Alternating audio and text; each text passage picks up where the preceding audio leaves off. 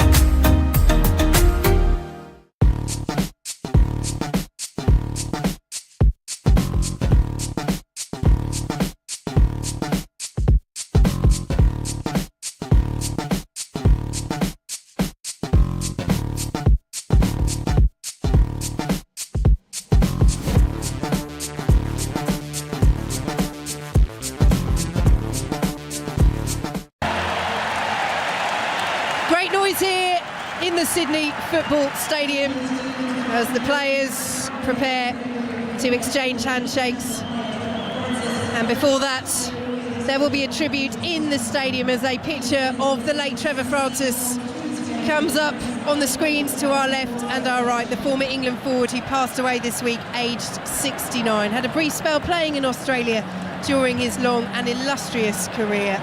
Will be very much missed. And as Jules mentioned a couple of moments ago, the England players will be wearing black armbands tonight in memory of him.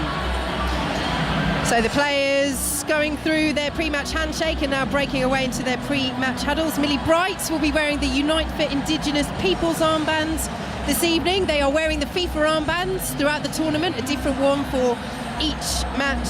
They have received 3 welcome to country ceremonies by local Aboriginal communities already during their time here, England. Who will play in the white shirt, the dark blue shorts and the white socks? Denmark, all in red, together for their team photo away to our right. So that team news again, if you're just joining us, the big news is that Rachel Daly is back in for the Lionesses at left back. She played every match there as England won the Euros last summer, but she's been in brilliant form for Aston Villa up front this season. She's played so many positions, hasn't she, Karen, throughout her career. We know she can do a job at left back. I guess the question is, and we talked about it a bit in the build-up, her mentality will just be purely professional. You know, she came here as a forward. She's off a brilliant season with Aston Villa. Of course, I'm sure she'd want to be leading the line, but she'll just get her head down and get on with it. Yeah, you're absolutely right, Vicky. I mean, listen, Rachel Daly is a team player. She's a professional in how she approaches it. She's a live wire on and off the pitch, so she'll bring loads of energy wherever she goes on the pitch. But, you know, she's got that technical ability to, you know,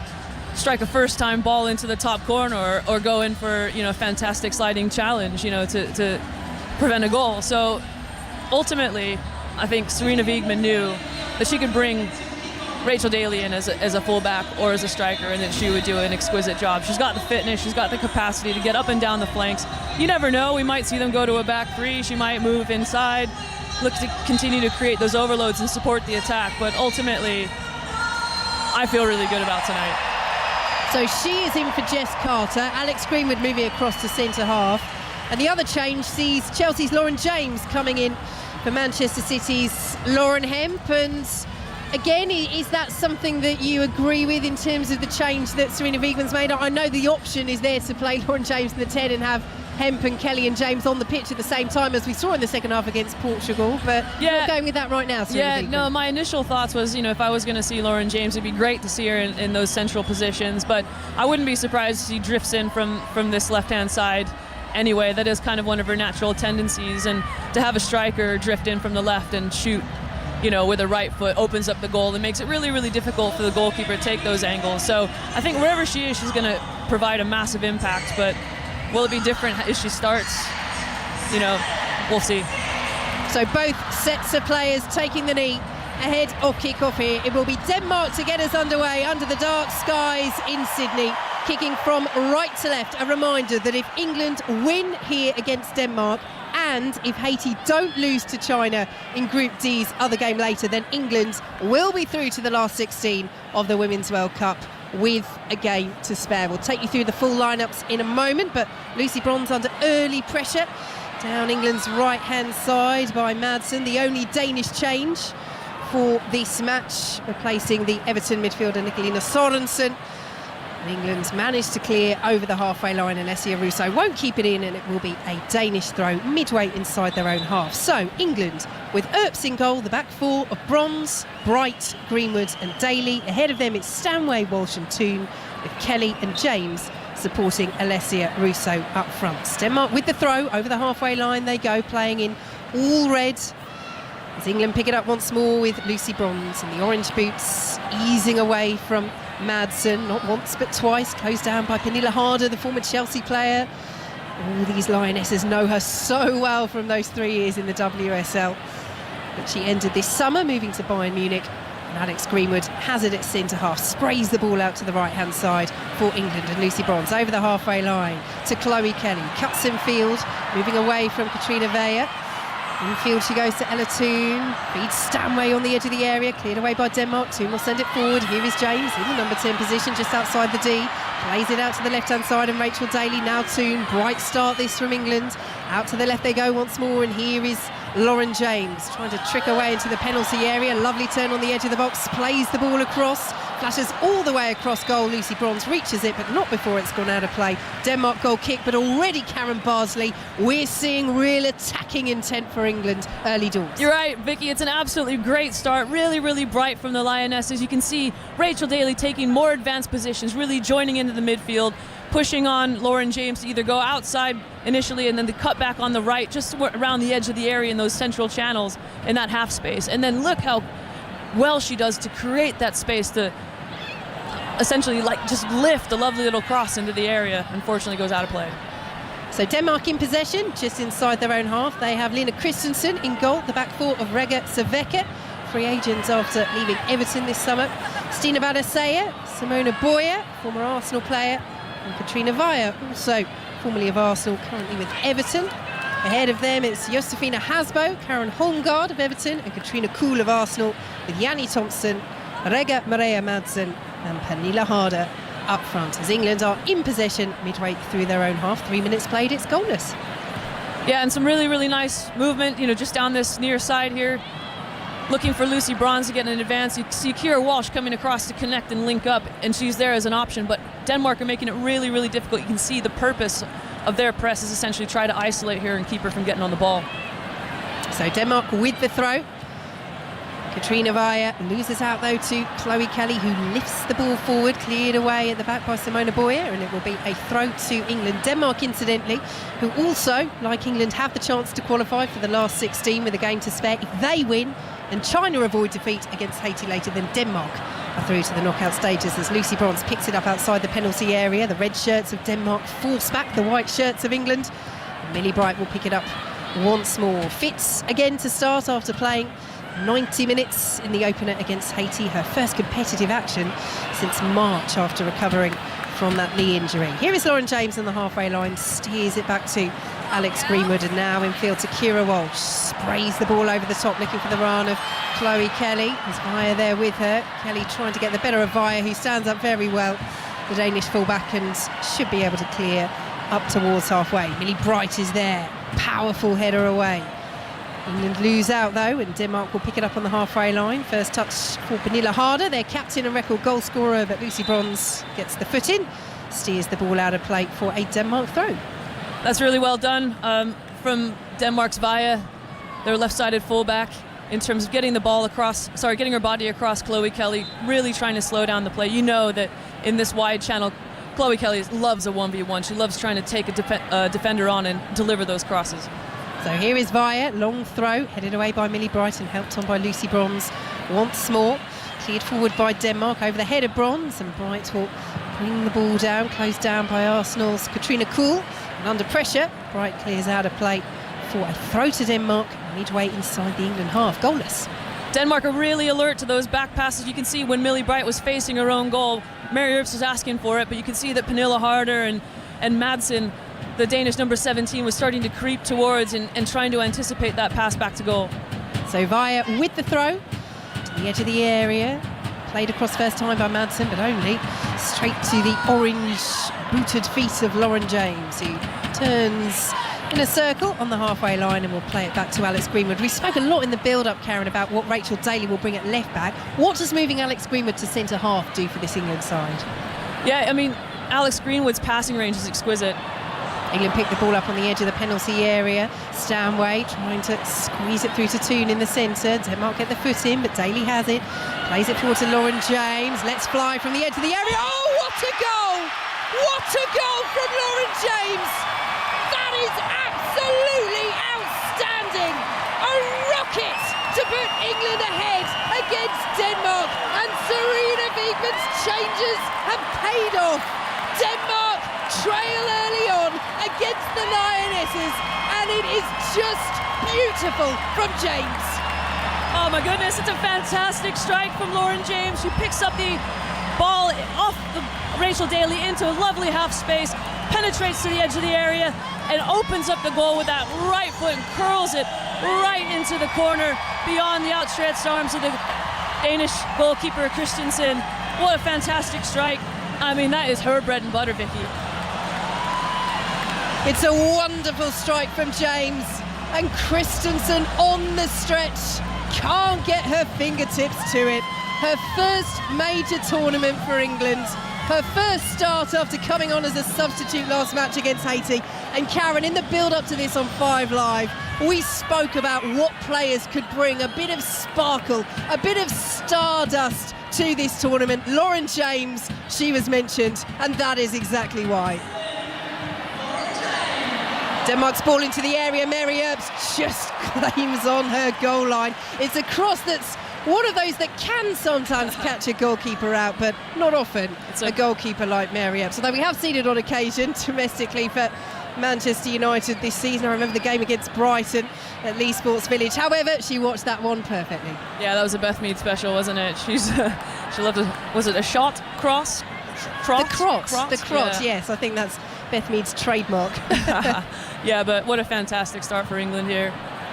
Leading by a goal to nil, a Lauren James stunner. Millie Bright's in possession on the halfway line as the ball goes back to Alex Greenwood, and the perfect start for Serena Wiegmann and the Lionesses. Yeah, absolutely. I think going back to your initial question before it all went a bit nuts, so Alex Greenwood adds an element of penetration, I think, from the back in terms of build-up. She'll move forward, connect to the midfield, whether it's on the dribble or whether it's the short pass or a long pass into the box. Little 1-2, James picks it up 30 yards out, square to Lucy Bronze. Central position, plays it back to James once more, who looks so sharp as Daly whips the ball in from that left-back position, and it bounces behind for an England corner. Well remembered about that, Alex Greenwood, by the way. That had completely been driven out of my head by the beauty of that Lauren James strike. Yeah, I can't imagine why, but yeah. I mean, she's a fantastically versatile player. I mean, like I said, she has excellent execution of her pass. Like, I used to watch her at training, and she used to just love zipping them along the grass. We used to call them worm burners, you know. And the way it kind of you would receive it, it would just send you on your way. Well, she's over there on the far side. Greenwood ready to take this corner kick. England leading by a goal to nil against Denmark as Kelly comes short and receives it. 2 red shirts go with her. Little 1-2 for Kelly, back to Alex Greenwood, who plays it forward, not quite on the same wavelength, but Kelly does get down to the byline and win another corner. Let's bring Gilly Flaherty in on that Lauren James goal. Gilly. Oh, what an incredible goal. And that's why I say, I know obviously she's set up potentially on the right wing, but that is exactly why I say Lauren James needs to play in the 10. When she's got that freedom roll, sitting in the pocket, and she's able to pick the ball up like she does, incredible finish. Corner is in from England. Lucy Bronze heads it on, and it's flicked up towards the goal. Overhead attempt down there by Chloe Kelly. Well, she's certainly capable of scoring a special goal, but that one flies over the top of the bar. But England could not have started this match better, Karen Bardsley. No, that was a bit ambitious, I think, from Chloe Kelly. I mean, everyone loves a overhead kick, don't they? But no, it's been a great start to this game for England. They're moving the ball really, really quickly. They look so much more confident in the positions that they're taking up, especially, you know, just picking up the half spaces off the back of the Danish back four for Alessia Russo. The energy that Lauren James has injected into this game from the off has been great to see. Here is Alex Greenwood just outside the England penalty area, sends it back to Mary Earps, all in bright yellow. 10 minutes gone, and thanks to a Lauren James stunner, the Lionesses lead in Sydney. Lovely backheel pass by Chloe Kelly, won't quite reach Lucy Bronze. Katrina Vaya does well, and then doesn't do so well, loses it. Bronze, back to Kelly, right-hand side. England with all the momentum at the moment as Kelly fizzes the ball into the area.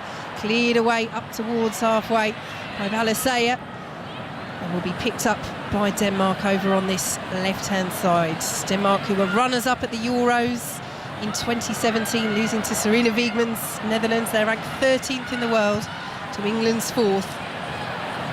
And arguably, the toughest test that England may well face in this group, but it's been all England so far. A reminder, if they win here and Haiti avoid defeat to China later, England will be through to the last 16 of the Women's World Cup with a game to spare. The ball is cleared away by Madsen.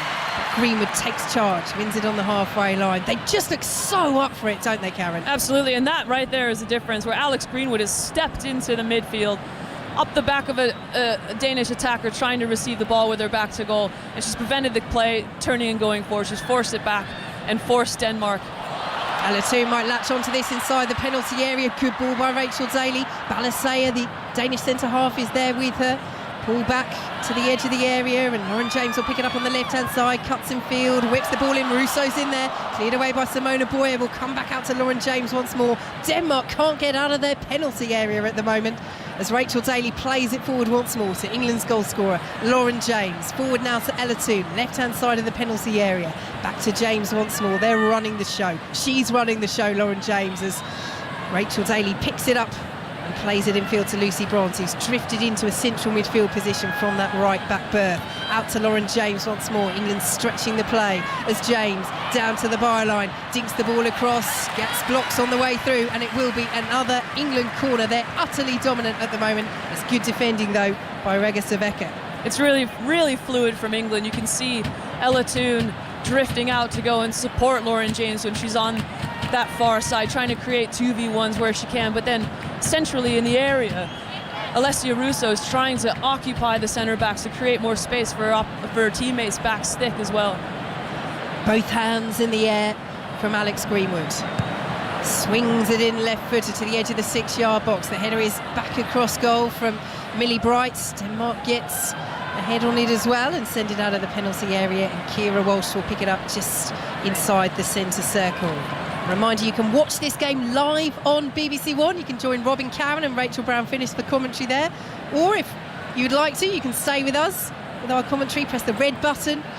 You can do the same on the iPlayer and you'll get the pictures and the 5 Live commentary. 2 excellent options, we feel, for you, for your watching and listening selection here on the BBC. Forwards by Alex Greenwood, out to the left-hand side, and Lauren James once again cutting in field. She's so dangerous when she does that. Pulls the ball back to Keira Walsh, and now Rachel Daly once more. Denmark can't get a foot on the ball. This is a great start by England, and as they go back to halfway, do you think they were stung? Would they have been stung by the criticism that their performance against Haiti received? Here's the thing, I think they knew it wasn't good enough themselves. They didn't have to wait for anyone to tell them. You know, I think you could hear from the things that were coming out post-match. So we're just building up outside the area, and I'm conscious that I don't want to talk over you because I feel like it could transition at any point here. Anything could happen, seriously. England are coming forward, looking so dangerous every single time. So I'll take over. Thanks, Karen. Ball into the area. Won't reach Lucy Bronze, but she will pick it up as it spins out of the box on this right-hand side. And it's cleared out of play for a throw to England. To the edge of the area they go. Chloe Kelly loses out. Bronze is there though. They're picking up all the second balls as Ella Toon plays it to Stanway. Now Bronze, right hand side, swings the ball in. It's over the head of Russo, flicked away by Saveka before James can get there, and cleared long downfield by Yanni Thompson for Denmark. But they're so deep. Pernille Harder is so isolated up front for Denmark as the ball goes out of play for an England throw deep in Danish territory. England who lead by a goal to nil here on BBC Radio 5 Live and BBC Sounds. Yeah, they're really struggling, the Danish, to kind of clear their lines. I mean, the pressure from England is just incessant, you know, and I think that's the beauty of having an attacking-minded player in defence like Rachel Daly. She's so happy to get forward and to join in and sustain the attacks, and that's something that we didn't really see a lot of against Haiti. Pernille Harder fouled midway inside her own half, and Denmark will have a free kick. Denmark, who do not even have a toehold in this game in terms of the balance of play at the moment. England leading by the goal to nil here in Sydney. As Denmark play the ball over the halfway line, but we know that Pernille Harder is always dangerous.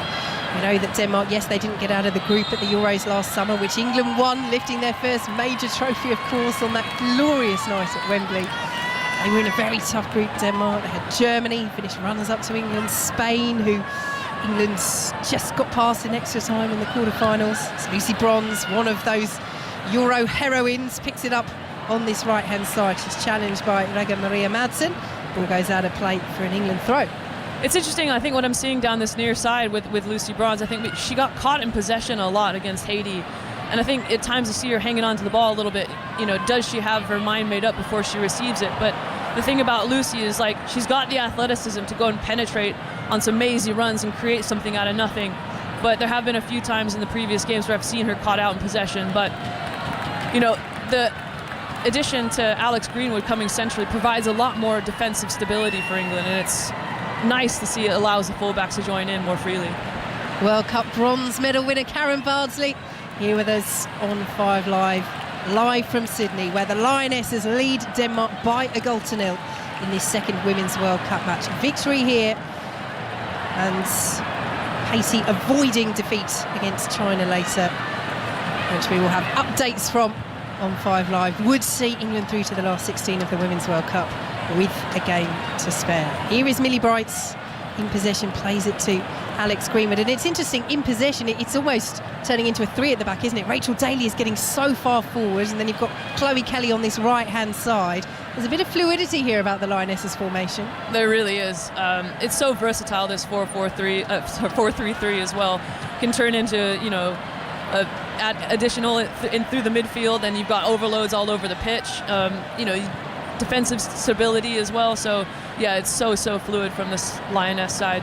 Yeah, Lucy Bronze is centre forward at the moment from the right back position. She's been central midfield, centre forward, but they are really getting forward at every opportunity, not sitting back on this 1-0 lead at all, as Simona Boyer defends well against Alessia Russo, just eases the England striker off the ball, and it's behind for a Denmark goal kick. I mean, Vicky, there's so much fluidity, as you rightly say, you know, in terms of interchanging positions. You know, Lucy Bronze going infield, allowing Chloe Kelly to come out. So you can see that England are trying to pin Denmark's fullbacks to really stretch the width across the back line, which opens up space for Alessia Russo or Ella Toon to drive in through centrally. So there's a plethora of choices at the minute. So Lena Christensen, the Danish number 1, who's already been beaten once this evening in Sydney, clears long over the halfway line. England leading by a 1-0. Millie Bright will send it all the way back to Mary Earps, who has had very little to do. 81% possession for England so far, and that is pretty remarkable as the ball goes out of does go out of play. I preempted Lucy Bronze not being able to keep that in, but in the end she's not able to, and it will be a Danish throw midway through the England half, and Denmark haven't got anywhere near the England penalty area yet. No, they haven't, but you know, here's me waxing lyrical about Alex Greenwood's pass, and just puts it a little bit behind Lucy Bronze. Katrina Vaya into the feet of Pernilla Harder, but the touch took it away from her, and won't find Yanni Thompson, who was lurking just on the edge of the D. And Rachel Daly will play the ball back to Alex Greenwood, who squares it to Millie Bright, the captain. No Leah Williamson, of course, who lifted that European Championship trophy under the Wembley arch last summer. She's missing with an ACL injury, as is Beth Mead, the Golden Boot winner and player of the tournament. No Fran Kirby either. The likes of Jill Scott and Ellen White, the Lionesses' record goal scorer, have retired. But still, the bulk of this side, the bulk of this squad were the Lionesses that claimed European glory in England last summer, as Alessia Russo plays it forward to Ella Toon, who flicks it on to Lauren James, there to the penalty area. James might go for goal again, does so this time. It's straight into the arms of Lena Christensen. It's exciting, it really is. Every time Lauren James gets on the ball, you think, oh, she's probably going to cut inside.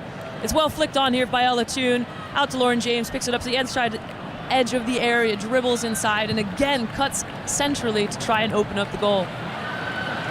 England pick up the ball on the halfway line with Keira Walsh, and here goes Ella Toon once more, driving through the Danish half, feeds Georgia Stanway, space for Chloe Kelly on this right hand side. Once again, England stretching the play as Kelly holds up possession just outside the area. First time delivery from Lucy Bronze, and James was there and met it, and again it's straight at Lena Christensen, but there were the white shirts there to cause the red shirts of Denmark real problems, and if James had connected with that cleanly, it would have been her second and England's second. And it's savvy from Lucy Bronze. She recognises there's a run into the area, hits a nice early first time delivery, and it's unfortunate. Lauren James was on the correct side, just got ahead of her Danish defender, but yeah, couldn't quite make the right connection. So England in possession, just outside their own penalty area. Sydney Football Stadium has filled up nicely. They were expecting around 40,000, holds about 45,000 for the Women's World Cup, and I don't think we're far off that as England's have the ball just inside the Danish half. Nice little 1-2, cleared away up towards halfway. Lucy Bronze gets her head to it and Chloe Kelly will dink it forward. Stanway in space, turns, pulls it across to Toon, turns, edge of the D, takes the shot. Christensen's right behind it. We are here at the Sydney Football Stadium next to the famous Sydney Cricket Ground, and that reminds me that Test Match Special is on air from 10 a.m. on 5 Sports Extra. They will start by looking back at the first day's play before looking ahead to day 2 of the 5th and final test at the Oval, and there will be ball-by-ball coverage throughout the day on 5 Sports Extra. England at the Women's World Cup here in Sydney lead by a 1-0 against Denmark midway through the first half here on 5 Live. A reminder, you can watch this match on BBC One. If you'd like to, you can sync up with our commentary as well. Just press the red button or do that via BBC iPlayer as Daly plays it out to the left-hand side and Lauren James sends it back to Daly. England looking supremely confident, Karen Bardsley. They really are. They look very, very comfortable. They seem to have a great relationship at this moment in time. It's been really fun to watch the build-up because obviously England are going to want to build through Keira Walsh in this defensive holding midfield position. And it's allowing Georgia Stanway to get higher up the pitch. But you can see that Denmark know this and they're looking to double team Keira Walsh. Ball forward by Chloe Kelly. Stanway will chase. Good defending by Simona Boyer. Gets across well. The former Arsenal centre-half and clears away, but at the moment it's all Denmark can do to clear their lines, and Pernille Harder, their captain, their record goal scorer, on halfway, just clapping her hands together, trying to encourage her teammates, but they're really under the cosh here from England, and that's the thing, from Serena Wiegmann's perspective, from Lionesses fans listening to us perspective, they're very much on top, England. How they'd love to get the second goal, important that they do so. Yeah, absolutely. There's been loads of chances, Vicky, you're absolutely right, you know, in terms of the domination that we're seeing from this England side, but we know just, you know, in tournament football it can change at the drop of a hat. And possession has changed, picked up by Katrina Vaya. Out to the right hand side she goes as Denmark advance, defending for Rachel Daly to do. Plays the ball into the area, lovely turn, oh, just wide. That was better from Denmark. Rega Maria Madsen with the shot, flashing across goal. And Mary Earps with a bit of a sigh of relief, because there you go, Karen, as we say, anything can happen in tournament football, and Denmark are a decent side. It's a lovely turn from Madsen. Earps narrowed the angle well, and the shots on the angle flashes wide from the Danish attacker. And this is what we discuss about being tidy in possession. We can see Rachel Daly was again looking for Keira Walsh. It was just a bit of a loose pass into midfield, and it's so dangerous with how compact Denmark are in these central areas. And yeah, I think we really dodged a bullet there, because that was a fantastic spin and a strike from Madsen, the Danish attacker. Alessia Russo in possession on halfway, goes down under pressure from the aforementioned Madsen, who concedes the free kick. She plays her domestic football for North Carolina Courage, currently top of the NWSL. Keep an eye out if she does score. We'll describe it for you, of course, here on 5 Live, but she celebrates with backflips, does a Sam Kerr. Madsen, that's her chosen goal celebration. Just the once she's netted for Denmark, though, that all the way back in November 2019. As the ball goes out to the left-hand side, and Rachel Daly. England leading by a 1-0. Daly's ball in, headed away by Simona Boyer.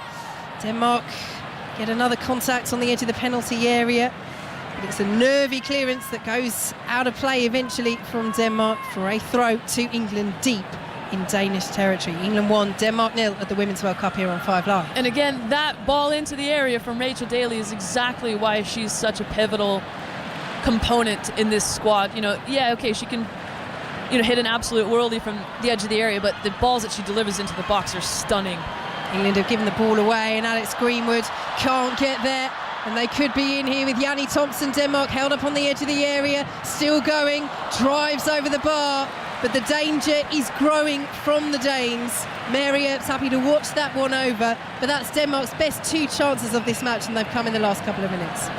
That's right, again, caught out in transition, just losing possession, and England really need to get a foothold back into how determined they were and how tactically sound and structurally sound they were behind the ball in possession. I think just let's not get carried away, you know, and yes, things are going well. Yes, we're 1-0 up, but it's the small things, the good little habits to continue to do. That's kind of what makes up a good performance, isn't it, Vicky?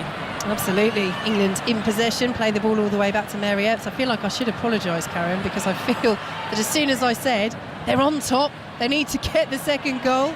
It's been all Denmark, but what can Lauren James do here? Down the left-hand side, England's goal scorer, a stunner from just outside the area. Her first goal at her first major tournament for her country. She holds up play on the left-hand side. It's all the way back with Rachel Daly. Plays it infield to Keira Walsh. Well closed down by Katrina Kuhl of Arsenal.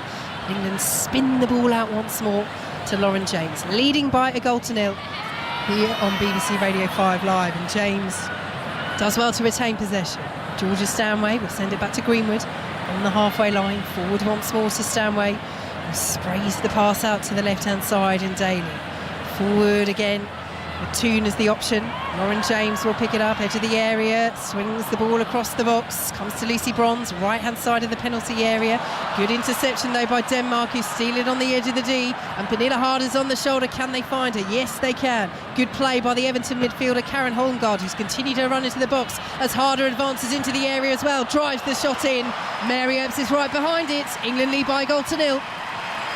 And it's a very, very tidy collection from Mary Earps, but again, it's a picked off pass from Lucy Bronze in Denmark's own half, and it's a great, great progressive run and is well played out into these wide areas for Pernille Harder to cut inside. Millie Bright does very, very well to kind of delay enough to allow some support for England and makes it ultimately a comfortable save at the end for Mary Earps. Up against her former Chelsea teammate, of course, Millie Bright. Pernille Harder, a player she's faced so many times in training. As Alex Greenwood plays it forward to Ella Toon.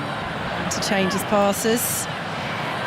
Keep an eye on the performance of Toon. She's not had the best season with Manchester United, and he's a player that I'm sure will want to really put in a good showing to stake her claim to stay in that starting lineup, with the option of Hemp and Kelly and James, as we saw in the second half against Portugal, also available to Serena Wiegman. And here is Chloe Kelly, goes down in the centre circle, wins the free kick. England 1, Denmark 0. I think what we're seeing a little bit is the tempo of how quickly the ball has changed from side to side. Kind of slow a little bit more. It's taken a little bit longer in terms of, you know, staying on the ball, maybe taking an extra touch here and there. You can see what England are trying to do in terms of shift this Danish side. They're taking up more central positions now, not shifting as quickly, and I think they're wise to the fact that England are trying to stretch out their back line and the spaces aren't appearing as much for Alessia Russo and Ella Toon. England in possession in the centre circle. 5 Live, your home of the Women's World Cup, will be with you throughout the tournament. Live coverage from Australia of every England match. So join us next for that on Tuesday morning, where England take on China in Adelaide.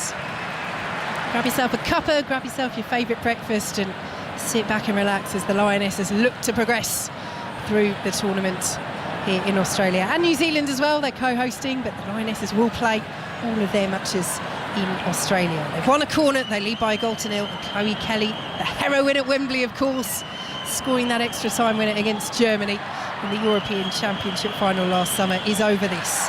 Both arms in the air, that pink headband on her blonde head.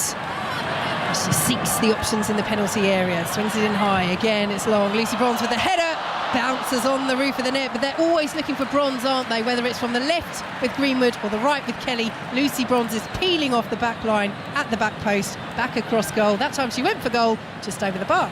I mean, Lucy Bronze is one heck of a competitor. She loves winning, so that's going to include those 1v1 battles as well. So the likelihood of her creating some really high opportunities are definitely up there. We've seen her do it before. I remember back in 2015, 2017, 2019. She's a great, great player in the air. Denmark win the set piece just inside their own half. Karen Holmgaard, the Everton midfielder, drawing the foul. England leading by the 0-0. A reminder that a victory here, coupled with Haiti avoiding defeat against China in Group D's other match later, will be enough to see the Lionesses through to the knockout stages at the Women's World Cup with a game to spare. But Denmark have come back into this game. They were really under the cosh for the first 20 minutes.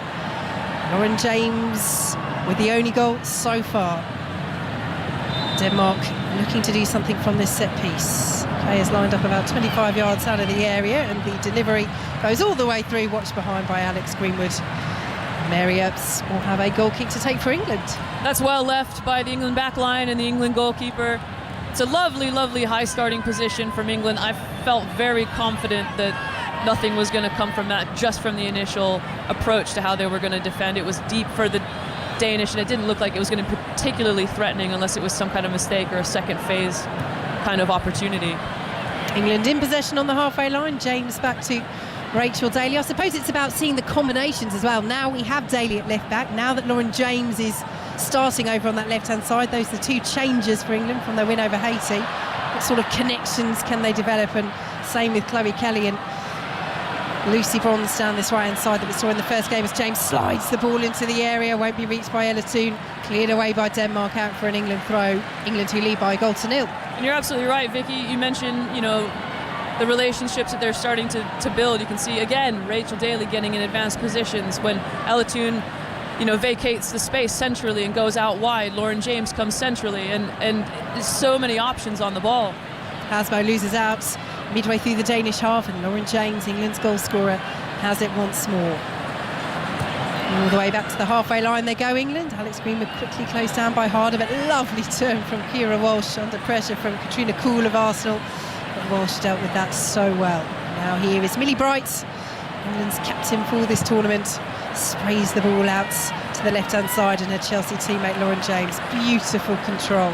Just sticks to her feet like glue, the ball, Lauren James, when she's on form.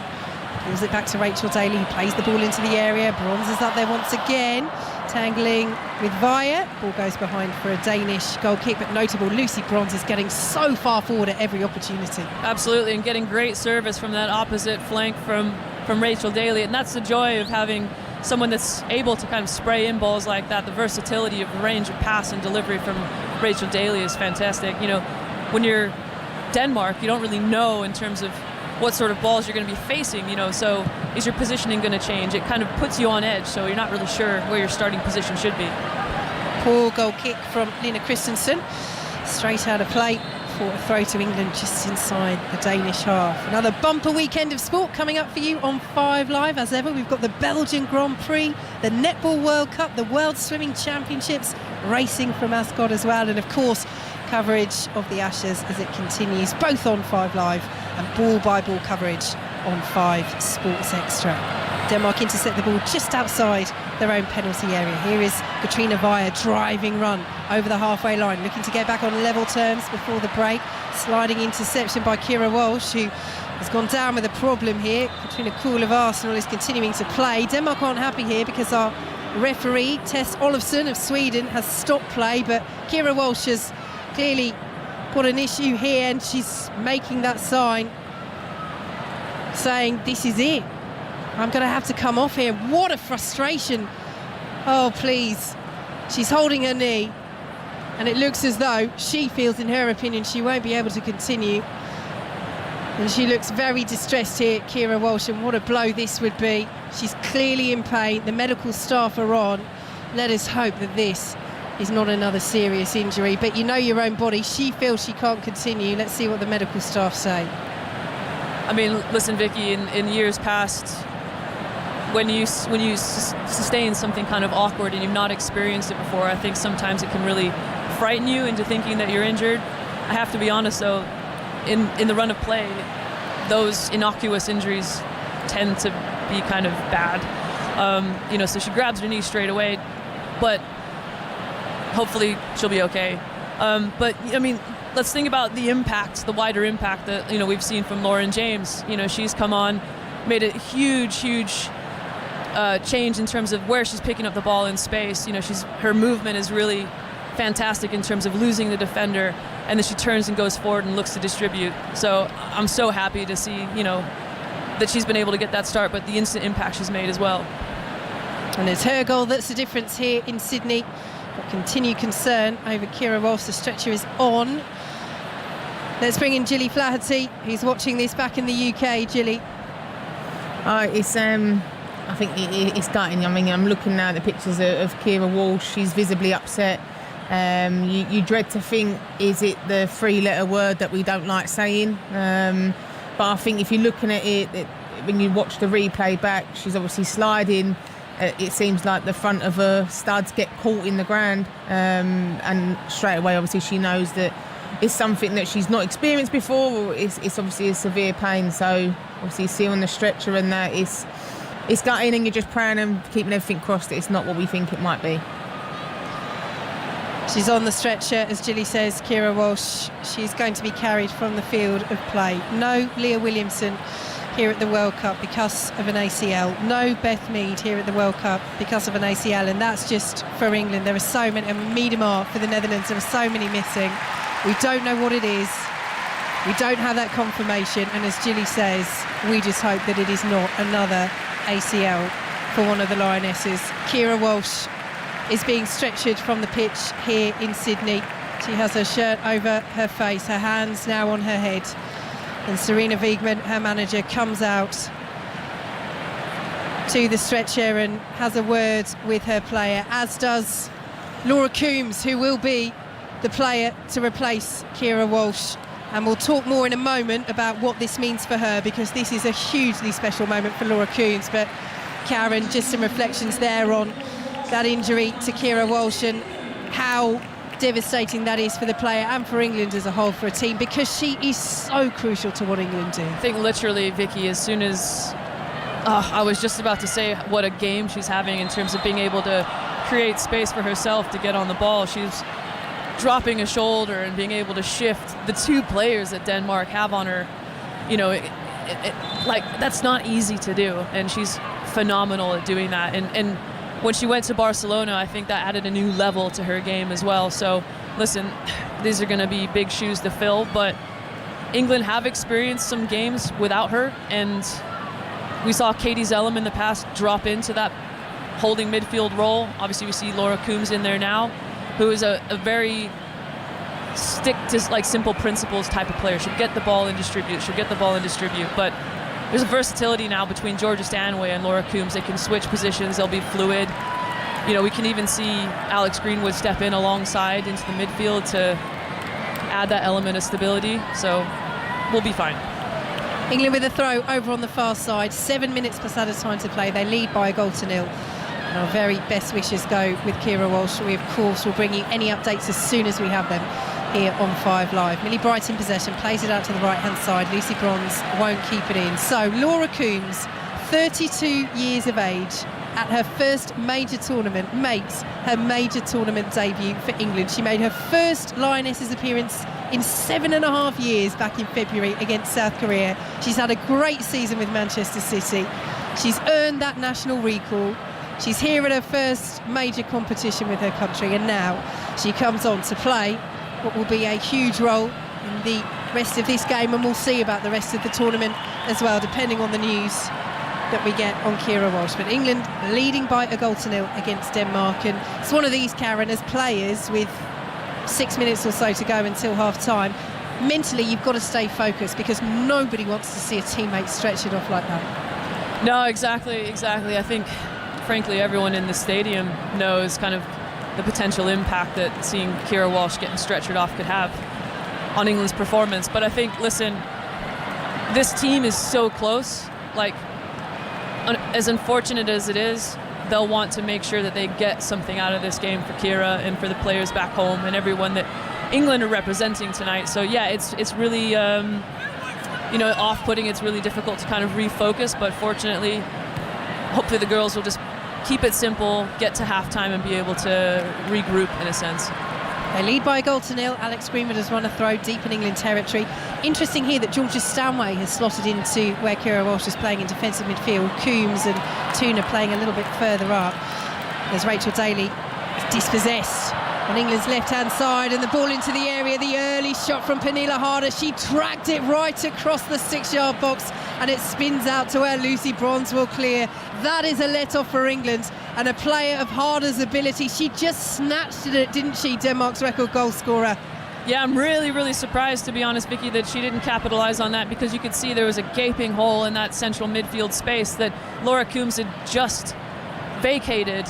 And, there was real danger there. for the England backline, but fortunately it didn't come off for Denmark. England 1, Denmark 0 here on BBC Radio 5 Live. A reminder, you can watch this match over on BBC One. If you'd like to, you can sync up the pictures by pressing the red button or choosing the option to watch with our commentary on BBC iPlayer. Ball is all the way back with Nina Christensen, the Danish goalkeeper, who clears up towards halfway.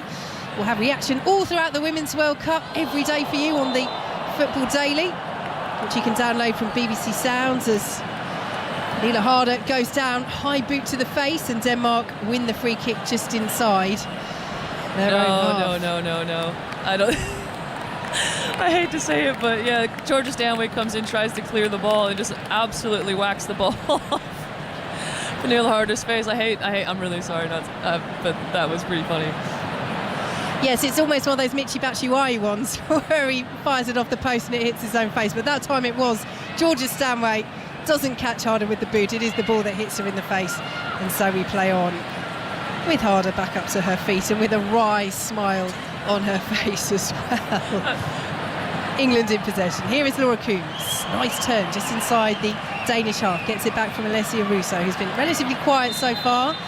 As Coombs goes down, is fouled by Katrina Kuhl, the Arsenal midfielder. It will be a free kick to England, a third of the way inside the Danish half. The referee not happy with how quickly Georgia Stanway took that, or whether the ball was moving. Didn't seem to be too much wrong with that, so Stanway takes it again, goes left this time instead of right, and finds Daly. James leaves it, Toon won't latch onto it, but Denmark have given the ball away. Here is Daly once more. England 1, Denmark 0 at the Women's World Cup here on 5 Live and BBC Sounds, as Katrina Vajat heads the ball out of play.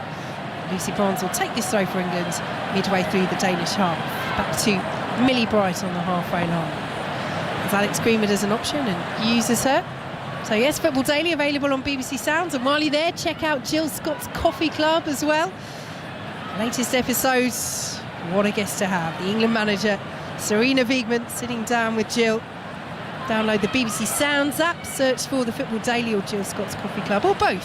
If you'd like to, hit subscribe. This is fascinating stuff, Vix. You can see Georgia Stanway's picked up a more central but slightly left back position as Rachel Daly has gone and advanced, and Lauren James has come in that central area again. They're really looking for those overloads in those half spaces. And they're really covering the spaces, aren't they, as well, as Chloe Kelly swings the ball into the area. It's over the head of Russo, and Rega Saveka will clear up towards halfway for Denmark. Rachel Daly is there, bringing the ball down under a bit of pressure, just was waiting for the bump in the back from Yanni Thompson. Got it, and England get the free kick. They lead by a goal to 0. This is good. This is good management from England. I think, listen, the tempo is slowed. They understand, that they've had a difficult situation. They're trying to solve the problems by managing and trying to control the game through the possession. So they're just moving the block, shifting it, probing for those spaces to appear, and making sure that every movement forward is essentially a high-quality option. Lucy Bronze with the ball forward. Laura Coombs fell over. It was cleared into her by Simona Boyer, and Denmark do come away with the ricochet. Here is the Everton midfielder Karen Holmgaard out to the right-hand side, and Saveka field now to Balisea, who goes all the way back to Lena Christensen. All in green, the Danish goalkeeper out to the left-hand side. Come Denmark, but still penned in their own half, trailing England by a goal to 0. But Vaez going on another one of those runs over the halfway line, goes the left back forward. She goes to Madsen, who's had a decent opening, skewed it wide in this first half. Madsen's delivery, Harder was in there. She's committed the foul just inside the England penalty area. Rachel Daly's down, whistle's gone, England free kick. That's really, really brave defending there from Rachel Daly. She sees a potential threat, and she goes and attacks it just like she would do if she was in the other area, really. She's determined to absolutely go and win that header, and is rightly so fouled by Pernilla Harder, who just essentially runs into her with an elbow or a body into the back. Well, Millie Bright is helping Rachel Daly to her feet as we enter 4 minutes of added time. I can't work out the added time here. They add on so much in most games, but 4 minutes. We've had Keira Walsh stretch it off, which took ages. We've had the goal. We know they add on time for the goal celebrations as well, and there were some because it was a cracker from Lauren James. We've had the substitution as well, Laura Coombs. We've got 4 minutes at a time. Anyway. There we go. 4 minutes for England to see out this first half, leading by a 0-0 against Denmark. A win coupled with Haiti avoiding defeat against China later in Group D would see England through to the last 16 with a game to spare. They have the ball on the left-hand side. In field they go to Georgia Stanway. Plays it forward to Alessia Russo, dropping deep to receive possession. Under pressure, good pressure from Balasea, the centre-half who went with her. So she plays it back to Alex Greenwood, and there's the distribution that England were missing from centre-half that Leah Williamson offers. She's not here, the injured England captain, but Greenwood can spray the ball just as well from that sort of area. Lucy Bronze, right-hand side of the box, pulls it across, cleared away by Boyer inside her own 6-yard box. And Katrina Vyers off and away once again, cuts the ball in field. Brought down by Madsen. Lucy Bronze gets a toe in. Chloe Kelly does as well. Madsen does well there, under real pressure to bring the ball away for Denmark. Here is Katrina Kuhl of Arsenal, plays the ball over the top, looking for Thompson, who's beaten in the air initially by Greenwood, who then heads it into Georgia Stanway. Stanway then goes down under pressure from Josefina Hasbo. And it will be a free kick to England, but that's one of those, that's fine margins there, Karen. Good pressure from Hasbo, and Stanway getting the decision. If she hadn't, Hasbo might have been able to send Denmark away there. Yeah, no, you're absolutely right, Vicky. I mean, Georgia Stanway does well to get her body across and protect the ball, but yeah, I mean, in other situations, in other games that we've seen so far in this tournament, that might not have been called as a foul. 90 seconds to play in this first half here on 5 Live. England 1, Denmark 0 at the Women's World Cup. But the key talking point, other than the beauty of the Lauren James goal, that injury to Keira Walsh. Stretch it off. So Lucy Bronze brings it forward. Here is Georgia Stanway, sees James in space, but James was just on her heels there, and the ball spins past her and out for a Danish throw. And having scored such a beautiful goal, Karen, she's been quiet or so in the last 15 minutes, Lauren James, but you know that she always has that quality to burst into life again. Yeah, you can see, I think that the build-up has kind of changed in terms of, you know, the areas that she's receiving it. You know, we're starting to see a little bit more joy down this near-hand side with the likes of Lucy Bronze getting forward and that big switch from Alex Greenwood or Rachel Daly. But like you said, the option from Lauren James is always there because she finds beautiful pockets of space in between 2, 3, 4 players at times. On the halfway line is Alex Greenwood. In field now to Millie Bright. She did say before this tournament, Lauren James, that she doesn't want to be known as Reece James's little sister. I think we can just know her for the beauty of that goal and the quality that she's shown in this match, as Kelly does well, wins a free kick down by the corner flag, and Lucy Bronze picks up the ball, and England will have a set piece deep in added time at the end of this first half. Can they double their lead going into the break against Denmark? And again, it's very, very good wing play down this near-hand side. We could, you know, side triangles all over the pitch, well, in the wide areas anyway.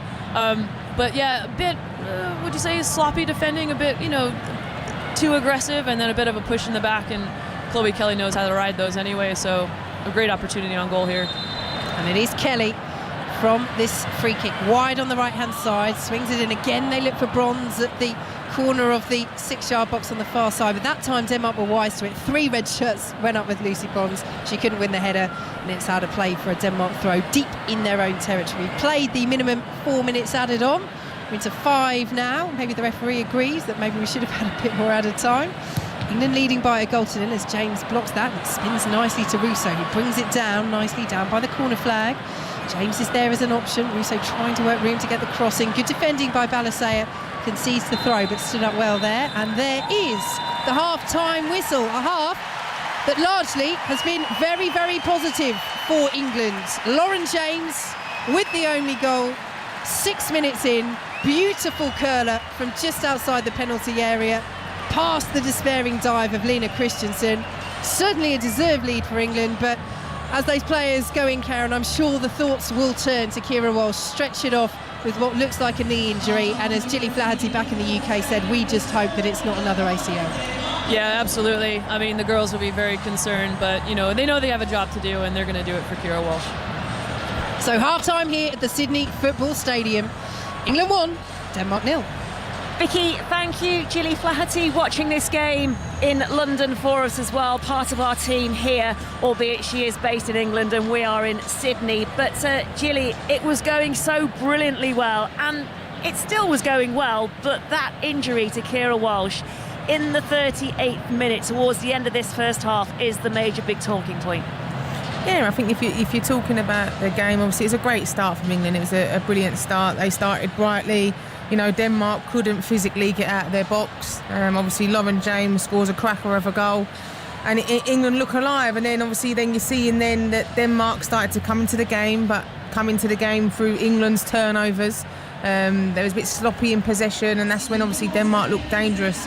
He's on the counter attack, and then obviously Keira Walsh's injury. I think obviously I'm back at home, so I'm able to see replays of it on the screen and that, and straight away, as soon as the camera goes on her, she signals to the bench and she said, it's my knee.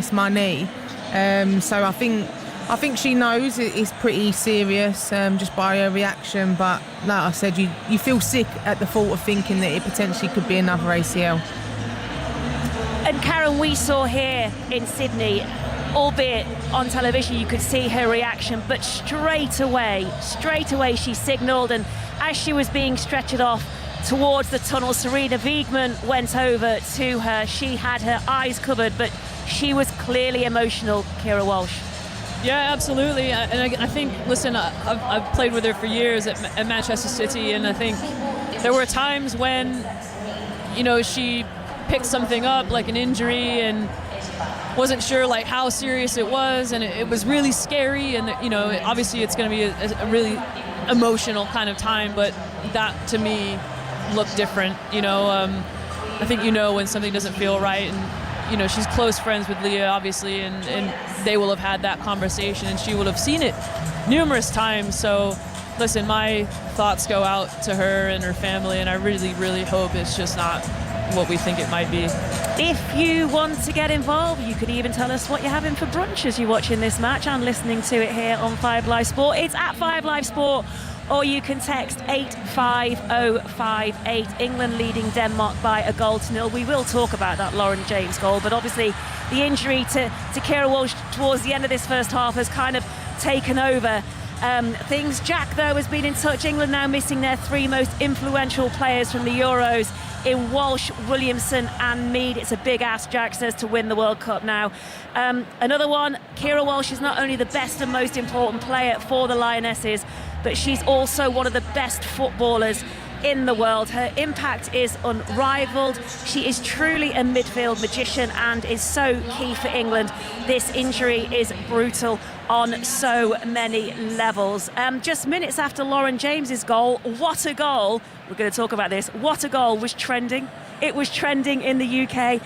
Lauren James, of course, the Lionesses' second youngest goal scorer at a Women's World Cup. She's 21 years old, but for the record books, 21 years, 302 days today, behind only Jill Scott against Argentina, Karen Bardsley, in 2007. And Simon saying, can't get a better feeling for a football manager. You bring 2 new players into the team and they combine to create a goal after 6 minutes. Yeah, it really was just so fun. I mean, the way the Lionesses started, it looked like everyone was just bursting with confidence. Everyone knew exactly what the game plan was, where players were going to be before they were there, where the spaces were going to emerge. And I think, frankly, like Denmark looked really, really shocked. They couldn't handle how quickly the ball speed was, how quickly they were being stretched in all various areas across the pitch. And, to see Lauren James in particular pick that ball up and travel centrally and watch the goals. Oh, the goal just opens up. And as a goalkeeper, I mean, you're thinking, I can handle an angle, no problem. But then suddenly it feels like a really big ask.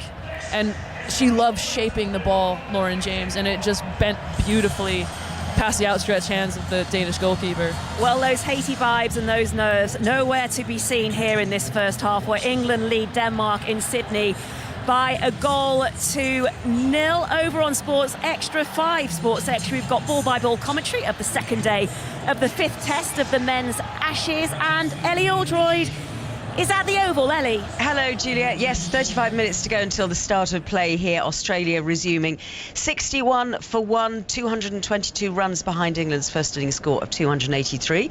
And sitting alongside me is Stephen Finn, former England fast bowler. And Finny, it's absolutely crucial, isn't it, obviously, for England to take early wickets today. Who is going to be the person to take them? Well, it feels that way, doesn't it? I think Chris Woakes, who took the wicket last night, bowled beautifully, as he has done since he came back into the side. In the third Test match, I think Mark Wood's extra pace is going to be helpful later on in the piece when England are trying to knock over the Australian tail. But I think first up I'll be going to Stuart Broad and Chris Woakes to make the breakthrough, because they probably looked most threatening last night. It's quite cloudy overhead again today, and it's muggy again. It's kind of this strange sense that we're sitting up here in an air-conditioned box. You don't really know what it's like outside, but you could tell that the players were just struggling a little bit with the warmth and the humidity. Yeah, I mean, I walked around the ground to get a coffee and I was sweating yesterday afternoon, so it was humid out there, and they're nice bowling conditions actually. When it's humid like that, you feel warm, you feel like you can bowl big long spells, and England's are going to need that today. They're going to need to build pressure from both ends. Australia, the ball's only 25 overs old, but those 25 overs are the most dangerous for the bowling team for taking wickets. So they've got through that tough initial period. They've only lost 1 wicket, and the onus is on England now to try and make breakthroughs early to reel Australia back in. What we do know is that Moeen Ali's not going to be fielding in this innings, because he's struggled. He suffered a right groin injury when he was batting yesterday, and he's going to be assessed by the England medical team for the rest of the Test match. I mean, that is a big blow. It is, yeah. Todd Murphy took 2 wickets yesterday. It wasn't turning, but it was bouncing, and Moeen gets nice bounce and nice overspin on the ball, so he could have proved threatening and would have meant that the England seamers at the other end aren't over bowling, and they could have rested and rotated and been fresh for their spells. So it does add a challenge. England have got Joe Root, who bowled ably at the beginning of the series at Edgbaston in that first Test match when Moeen's finger had a big blister on it, so he might have a job to do today. But initially, with this cloud cover and a 25 overall ball, it'll be the seamers looking to do the work. We do say often, don't we, that you don't really know how good a first innings score is for the team batting first until both teams have batted. And by the look of the way Australia went around about things yesterday evening, you would have thought that England maybe underperformed. They left some runs out there. Well, potentially, but they score so quickly. It has been very hard to gauge, hasn't it, what is a good score for both teams. But certainly 283, and with Australia only having lost 1 wicket overnight, at the moment it looks as though England might be 70 or 80 runs under par, but things in this series have always changed very quickly, so I expect nothing less from today. Absolutely. It's been unpredictable all the way through, and that's what's made it such fun in lots of ways. Finny, you need to go downstairs because in 1 minute he is due on Test Match Special with Jonathan Agnew. So thank you to Stephen Finn. He'll be with me throughout the day, on and off. But Juliet, back to you. Thanks, Ellie. We'll have updates on the cricket throughout the day. It is approaching 10:30 here in Sydney. And so, 10:30 in the UK, should I say. I never get this time right. I've been here 2 weeks and I'm still as confused as ever. It's 7:30 here in Sydney, 10:30 in the UK. We can get the latest BBC News from Karishma Patel. Listen on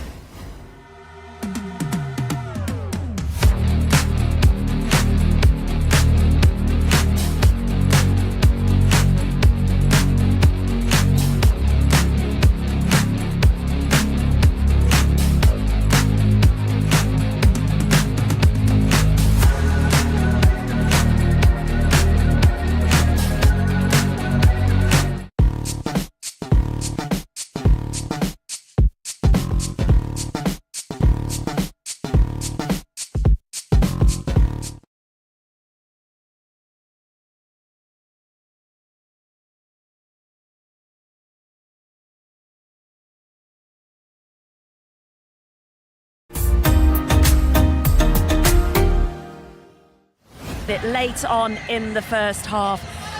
The England substitutes, they're training out on the pitch as it stands. We're waiting for the players to come out. So while we do that, over on the BBC Sport website from 11:55 this morning, it's really busy right now with so much sport. We've got commentary from the Swimming World Championship. Steve Parry and Karen Pickering are part of our team. Steve, it's a big day for the men's 4x200 metre relay team. Can they get that gold that they want? Well, very exciting day, and coming off the back of yesterday as well, where Great Britain, they matched their tally from the Worlds last year, already getting 5 medals in this meet, so it's been excellent for them so far. But we're all very excited about this men's 4x200 freestyle relay. They are Olympic champions in this event and hot favourites, but just listen to this. They've got the Olympic champion Tom Dean, they've got the Olympic silver medalist Duncan Scott, and they've got 2 world champions, Matt Richards and James Guy. We are definitely on world record watch. And Karen, Ben Proud, another medal hope to put our eyes onto too. Yeah, absolutely. The man that won the Europeans, the Commonwealths and the World Championships last year on the 50 freestyle. He goes in the semi-finals of that later day. Some big names. It is a very, very tough swim for him. And we've also James Guy, he'll be in the relay, but prior to that he's got the semi-finals of the 100 metres butterfly alongside Jacob Peters. He had to swim off to make that semi-final, so that was a tough. He's already had to swim that twice today. He'll go in the semi-finals of that. And we've got Katie Shanahan in the 200 backstroke. She was disqualified earlier in the week on the 200 medley, so she'll be delighted to have made it through to the semi-finals. 4th fastest 200 backstroke for her. Thanks, guys. Commentary on those races on 5 Live later on as well. But from 11:55, you can hear all of it on the BBC Sport website. The Lionesses, they are out on the pitch. They are in a team huddle. The Danish players are out too. England leading 1-0 as we go into the second half with Karen Bardsley alongside Vicky Sparks. Thanks very much, Jules. So, England 45 minutes away from doing their bit to try and qualify for the last 16 with a game to spare. If they beat Denmark here in Sydney and Haiti avoid defeat against China in Group D's other match later, a game of which we will have updates here for you on 5 Live, then England are through to the knockout stages. We await news on Keira Walsh stretching off with that knee injury in the first half. But Lauren James's goal inside the opening 6 minutes, a stunner from just outside the area. The difference between these sides, and as England prepare to get us underway, Karen Bardsley, what will Serena Wiegmann want to see from her side in this second half? I think Serena Wiegmann is going to want to see more of what she saw, obviously, in the first, or would you say 20, 30 minutes of this game. It's going to be a bit more difficult, obviously, now where arguably their orchestrator is no longer on the pitch, with Keira Walsh getting stretchered off.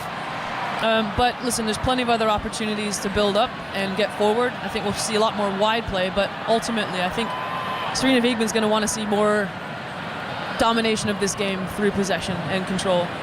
Yes, that's something she spoke about in the pre-match press conference yesterday here in Sydney. And as Karen says, England certainly did that in the first 20 minutes or so, but Denmark came back into the match and had a couple of half chances. Harriet's yet to be called into serious action, and it's England coming forward. Simona Boyer clearing that cross away with Rousseau lurking. It's an early corner for England, which will be taken over on that right-hand side by Chloe Kelly. I think England are really going to have to capitalise on their set pieces. You know, I think to kind of put some of the anxiety that's kind of floating in this stadium around this game right now. Obviously a goal would really, really settle everyone down, but I'd like to see more conversion from England.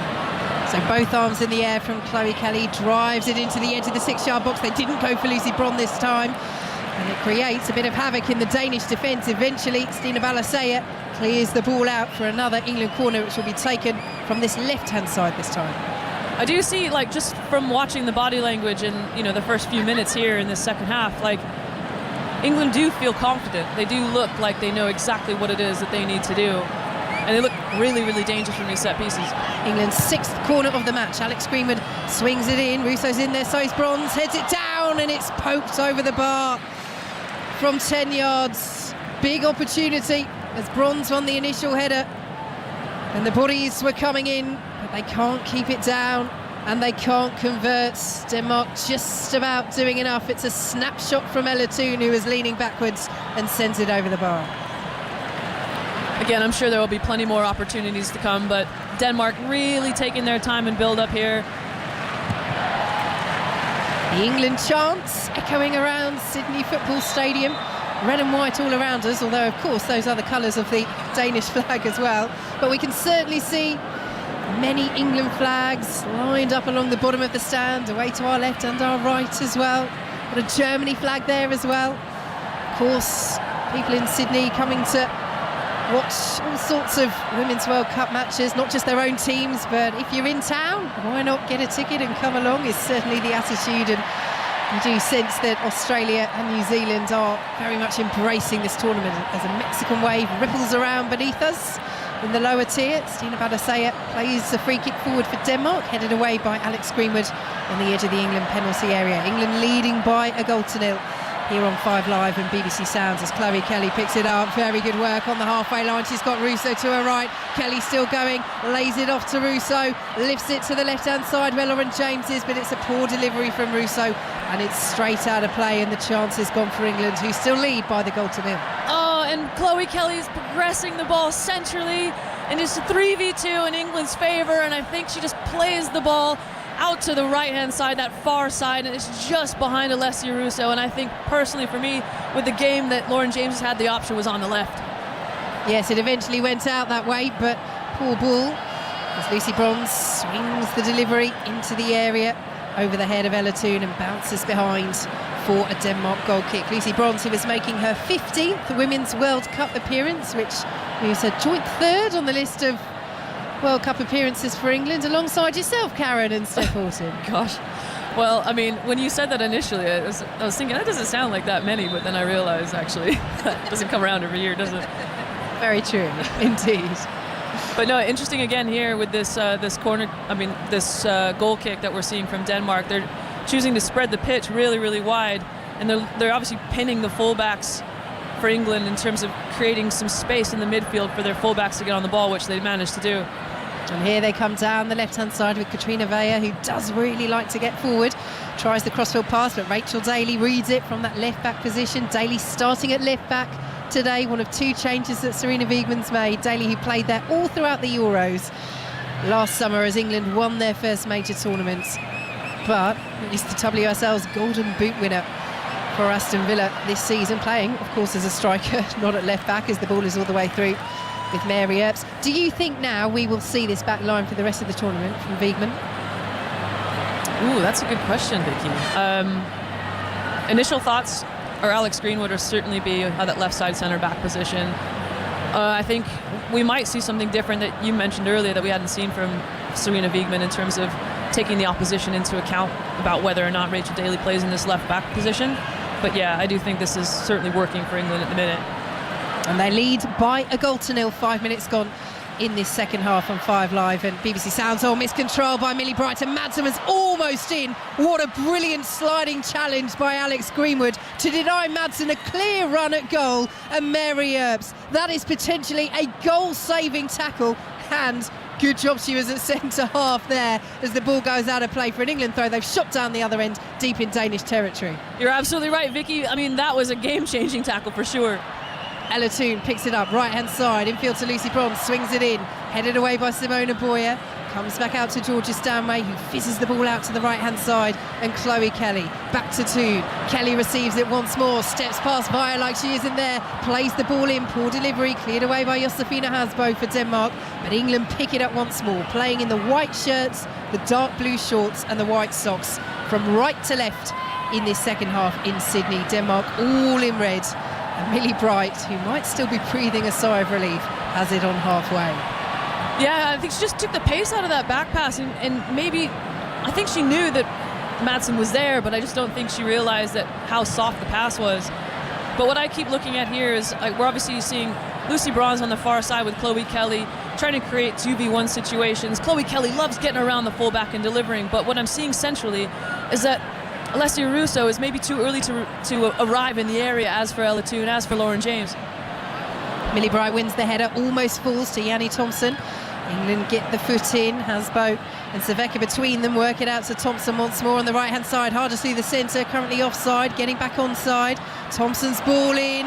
Katrina Kuhl's there, and the little toe poke is gathered by Mary Earps, but she had so much space, the Arsenal midfielder, inside that England penalty area. That's a warning for England, who still lead by a 0-0. Oh, it was a warning indeed. I think really good wing play down this near side.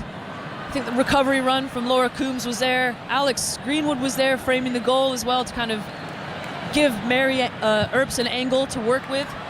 But fortunately for England, it wasn't well executed.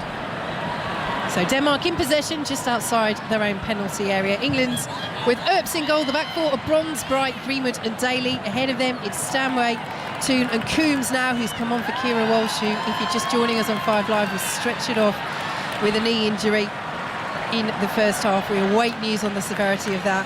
We deeply hope it's not another ACL for England, who of course are missing Beth Mead and their captain Leah Williamson for this tournament with that injury.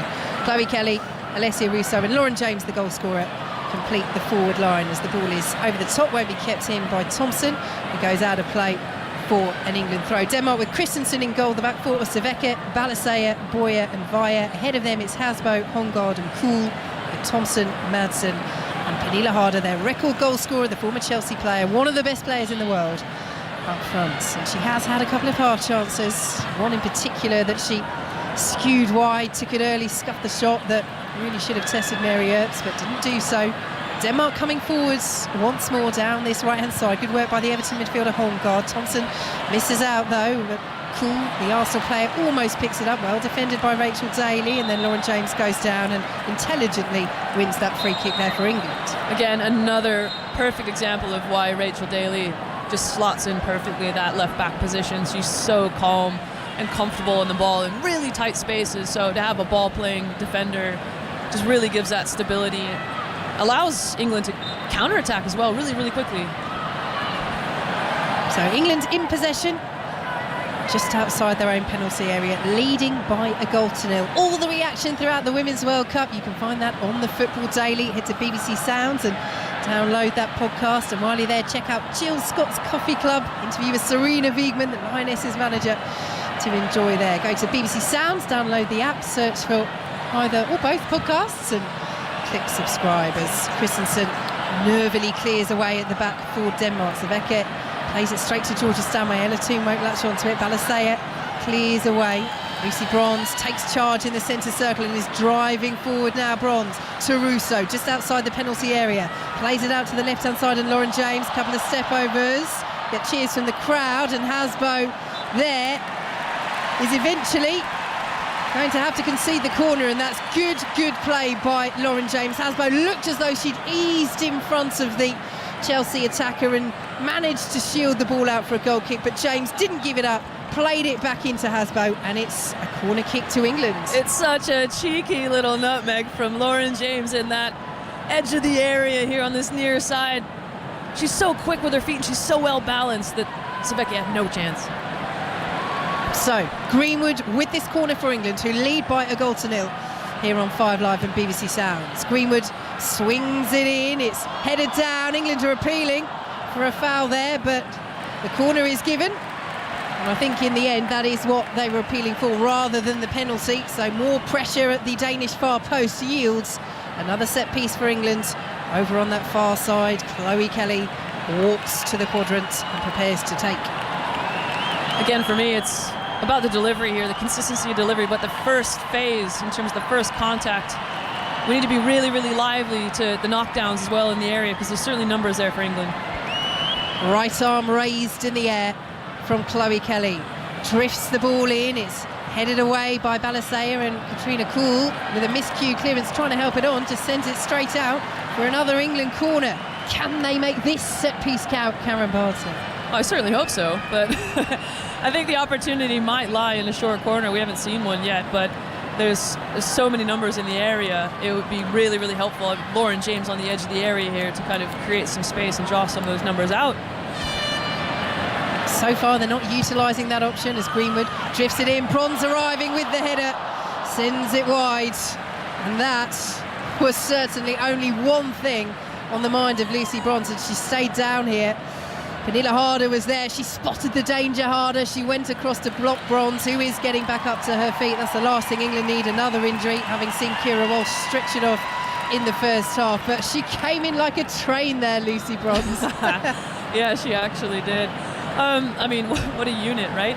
No, but Pernilla Harder is really clever. She knows she's not going to win the header, so she does anything she can with her body to kind of put the trajectory of Lucy Bronze off, and she managed to do it that time. But what a ball in from Alex Greenwood.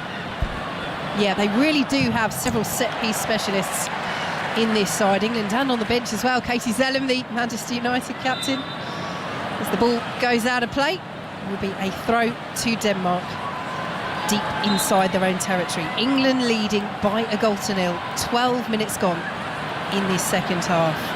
We will have commentary live from Australia of every single Lionesses match at this Women's World Cup for you on 5 Live. Do make us your breakfast stop, as it were. Get your favourite beverage, get your favourite breakfast, and come and join us on the mornings. The next match is on Tuesday morning, live from Adelaide against China. But England could qualify for the last 16 with a game to spare if they win here, as they are doing in Sydney, and if Haiti don't lose to China in Group D's other match later today. We'll have updates from that game for you on 5 Live. And a reminder, our coverage of the Ashes continues over on 5 Sports Extra, ball-by-ball coverage of the second day of the final test at the Oval.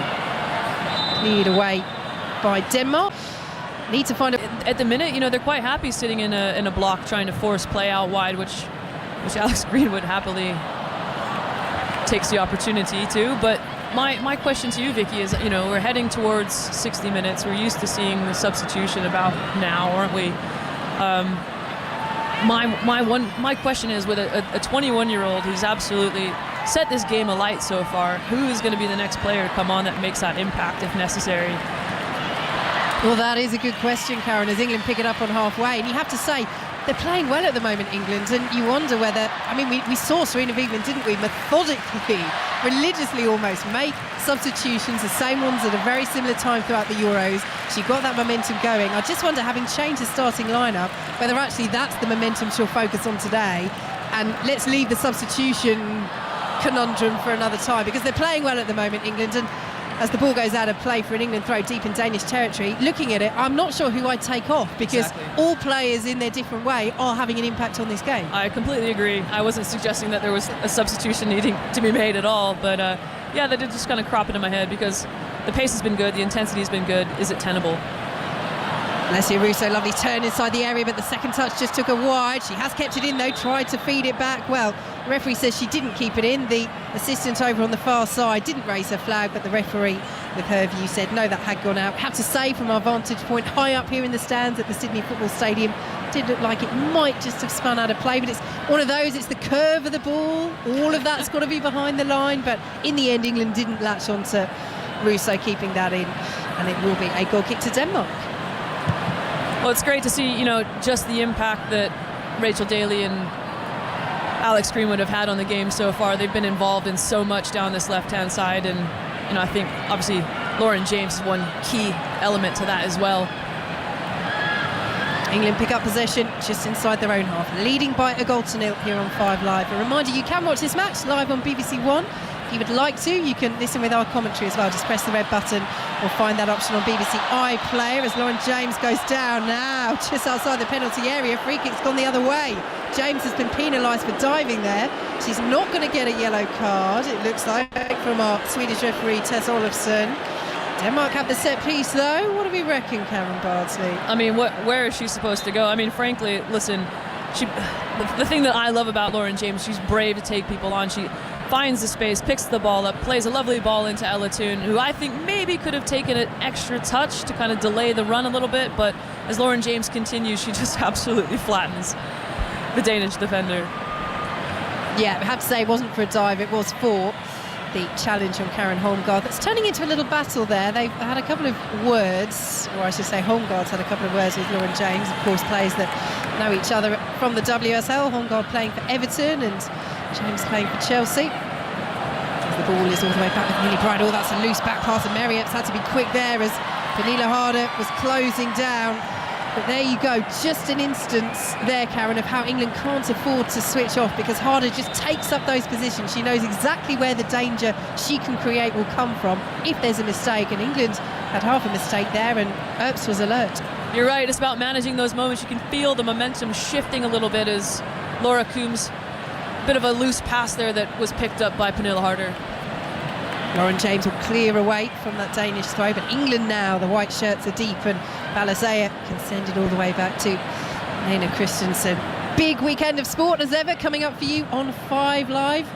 Across the next couple of days, we've got the Belgian Grand Prix, we've got the Netball World Cup, World Swimming Championships, racing from Ascot as well, and of course continued coverage of the Ashes, both on 5 Live, and ball-by-ball coverage each day on 5 Sports Extras. Lucy Bronze plays the ball to Laura Coombs. Major tournament debut at the age of 32, but in circumstances that England wouldn't have wanted, and we include Coombs in that because she will be concerned for her teammate Keira Walsh. Stretch it off in the first half with a knee injury as the ball goes out of play. At the moment has been good performance from England, particularly in the first 20 minutes of the first half. Stunning goal from Lauren James, that's still the difference. More even in the second half, but still largely keeping Denmark at bay. But that injury to Keira Walsh, Karen, is the real blot on this match so far for England, and potentially going forward in this campaign if it looks to be serious, and we very much hope it's not, but we'll stretch it off, we await news. Yeah, you're absolutely right. I mean, prayers and thoughts go out to her and her family. I really, really hope it's not as bad as it looked. But in terms of the situation that Laura Coombs now finds herself in, she's held her own. There's been a really nice fluid rotation between Ella Toone and Laura Coombs, with Georgia Stanway kind of anchoring in that holding midfield position.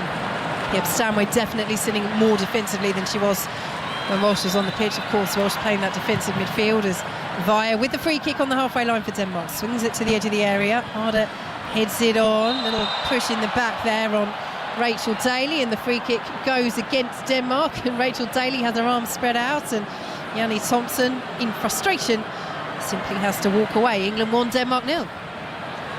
Yeah, that has to be something out of frustration there. You can see her leaning into it, knowing that she's not going to get beyond Rachel Daly, and you just take one for the team there, Rach. And again, is this Denmark's attempt to kind of really put England off their game a little bit? There's a physical challenge. Will it take them away from their game plan? I don't think so. Laura Coombs dispossessed just outside the centre circle. Denmark will try and come forward once more. Here is Arsenal's Katrina Kuhl. Simona Boyer, the former Arsenal player, plays it out to that left-hand side, and Pernille Harder, and off she goes. Starting run. She's stopped just by Lucy Bronze inside the England penalty area. Out to the left-hand side, Denmark go again. Bronze gets the block, and it's a corner. Do you know what that reminds me of? That fabulous goal that she scored against Manchester United, Harder, when she ran just from the halfway line for Chelsea, darting past about 5 players, pulling the trigger. She had it in her legs there again, and Bronze did well. It's nuts, isn't it, when you think about, actually, she spent a majority of last season out injured with Chelsea, didn't she? And the impact that she had for Chelsea when she was back fit. I think it was assisting Sam Kerr in the FA Cup, wasn't it? Yeah, 5 months out she had with a hamstring injury, but as you say, brilliant record after coming back. 11 goals in 15 appearances. Quite remarkable. So first corner for Denmark of the game. It's swung into the edge of the 6-yard box, headed away by Greenwood, picked up by Madsen, who plays it out to the left-hand side, picked up by Holmgaard, who took it off the toes of a teammate rather, and plays it back to Katrina Via. England 1, Denmark 0, live from Australia here in Sydney, the Women's World Cup on 5 Live. England clear the ball out of play, but we said before this match that Denmark would be a test for England. England have been very impressive, but it's not a surprise, Karen, that Denmark, ranked 13th in the world to England's 4th, are going to have spells like this as they play the ball into the area. Millie Bright all alone can thumpingly head the ball away, and clearance will be half completed by Georgia Stanway, who swings it out to this left-hand side. Lauren James loses out to Madsen, though, and Madsen has it, plays it to Saveku, plays it off James. Denmark throw midway through England's half. Yeah, you're absolutely right, Vicky. I think the spaces are starting to appear now for England a little bit in terms of do they have the ability and the legs to continue to go and pressure in that same high-intensity way that they have been from the start. Look, Denmark want to play that possession-style football, don't they? They're used to building through the thirds. They've got really crafty wingers and central midfield players as well. So they'll provide real good tests for England in terms of how England choose to defend, etc. But the thing that I'm seeing here tonight is majority of the chances that Denmark are having are from just losses of possession from England. They've lost the ball again. Poor ball by Millie Bright, and Pernille Harder picks it up. Lucy Bronze, though, will read that pass and very calmly deals with that down the right-hand side and plays it past Harder as well, teasingly so, as if to say, just stick a boot out, Pernille. She wasn't able to. England have lost it again, though, on the halfway line. Less dangerous position, but Madsen will pick it up now as Harder drifts into the centre. Lucy Bronze with defending to do once more. Coombs is back to help out for England as the red shirts of Denmark begin to set up camp outside the England penalty area. Midway through the second half here on 5 Live. England 1, Denmark 0 at the Women's World Cup here in Sydney. A reminder, an England victory coupled with Haiti avoiding defeat to China in Group D's other match later will see the Lionesses through to the last 16 with a game to spare. So they're holding their end of the bargain up at the moment. They've won the ball back. They have it just outside their own penalty area as Millie Bright squares it to her centre-half partner Alex Greenwood. Karen Bardsley. Yeah, I mean, just continually intrigued by kind of what's going on in the midfield and especially in these wide areas as well. I mean, you can see Lucy Bronze getting forward at times, and then Rachel Daly is holding, in terms of covering and balancing for when Lucy Bronze has gone forward. You can see that early in the game there's real aggression in terms of bombing on from both fullbacks, and we're just not seeing that anymore. So I'm wondering if England aren't as confident going forward at the minute. Might have a bit of confidence here, though. Well won by Stanway. Kelly to the edge of the box. Toon won't reach it. Good sliding challenge, intercepts it before Toon can latch onto it. England have it once more, though, and Rachel Daly goes all the way back to Alex Greenwood as Denmark prepare to make their first substitution of the match. And it is Amalie Vangsgaard, who was their heroine against China. She came on the 85th minute, scored the winner on the 89th minute, looping header that really the Chinese goalkeeper should have done better with, but earned Denmark the 3 points. And she's looking to be the heroine once again as Rachel Daly plays it back to Alex Greenwood. I think this is the lesson for all the kids out there coming from a goalkeeper. Get across the line of sight and you never know what's going to happen. Day 2 is underway at the Oval. Ball-by-ball commentary of the Ashes is over on 5 Sports Extra. And we will have coverage throughout the 5th and final test for you on 5 Sports Extra and 5 Live today and across the weekend. So here comes this first change for Denmark, and it is Josefina Hasbo who will make way. And here is Amalie Vangsgaard looking to get on the score sheets off the bench once again. She plays for Paris Saint-Germain, who were runners-up in the French top flight this season. What a way it was indeed for her to get her first goal for Denmark as well at her first major tournament. On for your debut 4 minutes later, first goal for your country. You get the 3 points as well. Yeah, and along with that substitution comes a little note that gets taken out to Madsen, who slyly tucks it away. But I imagine we'll see some structural changes quite shortly as Alessia Russo's in. Yes, England come forward. Russo bursting towards the penalty area, still going. Russo pulls the trigger and fires wide. Close from Russo, who's been quiet, but that was a chance. Still just the goal advantage for England. And it's well read. She reads the bounce really, really well over the Danish defender's shoulder. And yeah, she has a real intention about how she progresses into the box, but that shot unfortunately just goes a bit wide. No, she enjoyed her best goal-scoring season of her career this season with Manchester United. Alessia Russo left, of course, for Arsenal this summer. It's Lauren James, whose goal remains the difference, scored inside 6 minutes. What a goal it was. And it is why England lead by a goal to nil as Chloe Kelly picks it up on the right-hand side. Russo waits in the centre of the penalty area, but England go all the way back to the halfway line. Millie Bright has it in the centre circle. Our reporter Katie Smith, who's here with us in Sydney, has spotted Keira Walsh back on the England bench on crutches. And we just hope for good news. She was stretchered off in the first half, if you're just joining us, with a knee injury. It didn't look good. We very much hope that the news is not as bad as we fear. But she's back out on the bench, and we will bring you any updates as soon as we get them on Walsh's condition here on BBC Radio 5 Live. England leading by a goal to nil, but Denmark are enjoying decent spell of possession at the moment, but still yet to really test Mary Earps in the England goal. Can they do so here? Out to the left-hand side they go. Holmgaard will play it out to the left as the ball is swung in, and Earps had to watch it all the way and tip it away. It was dipping underneath the crossbar, and Mary Earps staying alert there as she has to do. Corner to Denmark. A speculative effort from Katrina Vaya, but it's one of those we talked about in the first half, isn't it, Karen? The cross shot, and Earps watched it all the way and poured it away with a big hand. That's right, regardless of the intent, it was on target, wasn't it? And a backpedaling Mary Earps, she moves her feet really, really well to extend and get that big hand to make sure that that ball doesn't just float into the top corner. So really, really well dealt with, and yeah, fantastic goalkeeping from Mary Earps. Very solid. So Vaya is over to this near side, preparing to take the corner. Our referee, Tess Olofsson, is making her way towards an absolutely jam-packed 6-yard box. There's 5 players, plus goalkeeper Lena Christensen, outside it at the moment. Every other reds and white shirt, bar Vaya, who's taking the corner, is inside that 6-yard box. Mary Earps is so crowded in there, a lone yellow figure, as Vaya swings the ball in, and it's onto the roof of the net. Well, she almost did a Katie McCabe, didn't she, for the Republic of Ireland, scoring directly from a corner, but couldn't do so, and it's onto the roof of Earps' net.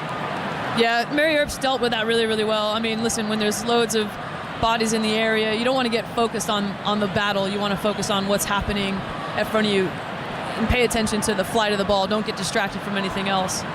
But they're pressing higher, Denmark, as Brons clears away from Madsen, and that formation change, Vansgaard's gone up top, and Pernille Harder, who had been playing as the number 9 for Denmark, has just dropped into that 10, which is a more similar position to where we saw her play for Chelsea. I mean, she's so versatile. She has played up top for them, out wide as well, but she can dictate the game from that attacking midfield position. And yeah, definitely looks like a 4-1-4-1 formation. And I mean, Pernille Harder is a fantastic player. She links up really, really well, and I think that will be her role going forward. So Millie Bright in possession, substitutions being prepared by both sides. Bethany England and Lauren Hemp are preparing to come on for the Lionesses. What a moment this will be for Bethany England in particular, as Lauren James has it on the left-hand side. Rachel Daly will play it forward, looking for the run of Ella Toon, who under pressure won't be able to win that corner kick. It's good defending by Arsenal's Katarina Kuhl, but Bethany England, well, that's been another hot topic amongst Lionesses fans as well. Went to the Euros as part of the squad that won it, but didn't feature. Hasn't featured yet at this World Cup, but she's about to come on for her major tournament debut, as the attendance of 40,439. That is a near sellout here at Sydney Football Stadium.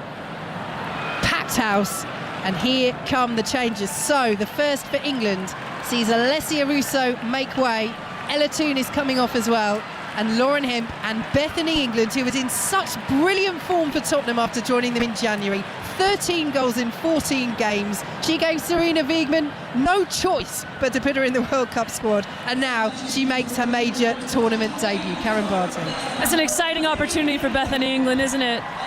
I've been waiting to see this opportunity for her. I mean, I think she's a fantastic player. She knows, she's just got a nose for goal. Like she's like a poacher in a sense. She always makes something happen with her work rate, with the way she presses. But you know, she left Chelsea, wasn't getting a lot of playing time, and took a gamble, went to a new club, and then got loads of minutes, and it made it so difficult for Serena Wiegmann not to pick her.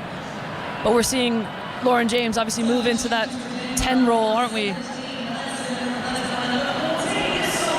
Well, they're having some issues with the substitution board here, but we can tell you, thanks to the announcements in the stadium, that Madsen and Balisea have come off for Sorensen and Turesen. So 2 changes for Denmark, 2 changes for the Lionesses. Let's bring in Gilly Flaherty on that Bethany England substitution. Gilly.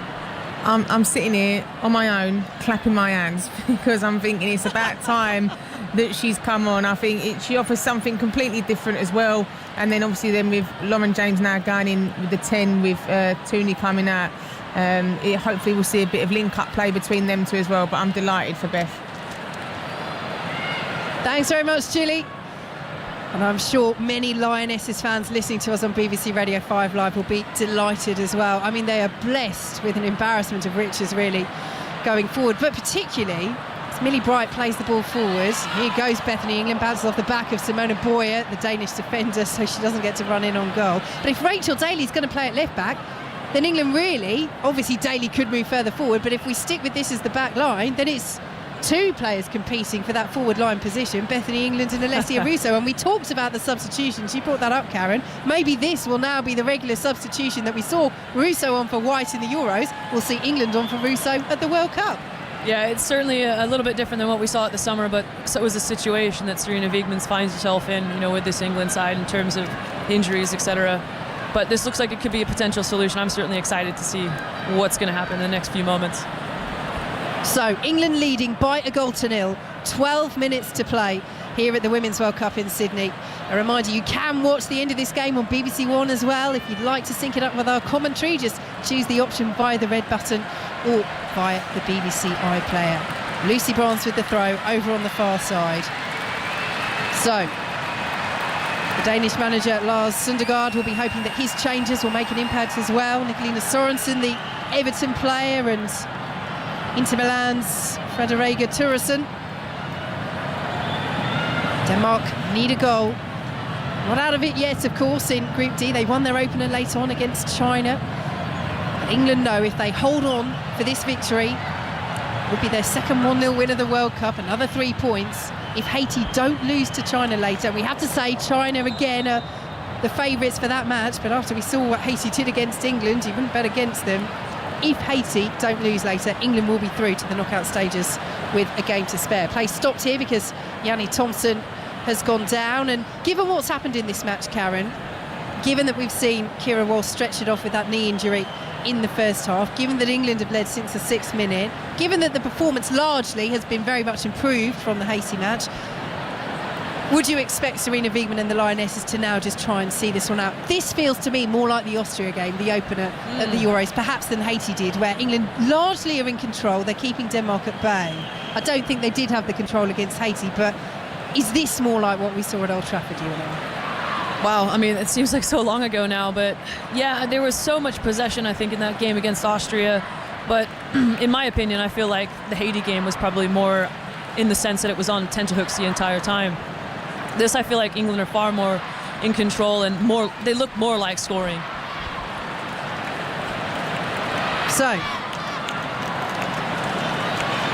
Thompson is back up to her feet. England have a throw, and let's head for an update from the cricket. Ellie Oldroyd. 10 minutes gone here, Vicky, and Australia haven't added to their overnight score yet. They're still 61 for 1, still 222 behind. Mark Wood and Jimmy Anderson, though, opening up this morning for England, have come so close to beating to getting an outside edge through to Johnny Bairstow or to the slips. But so far, Australia are surviving difficult conditions, 61 for 1.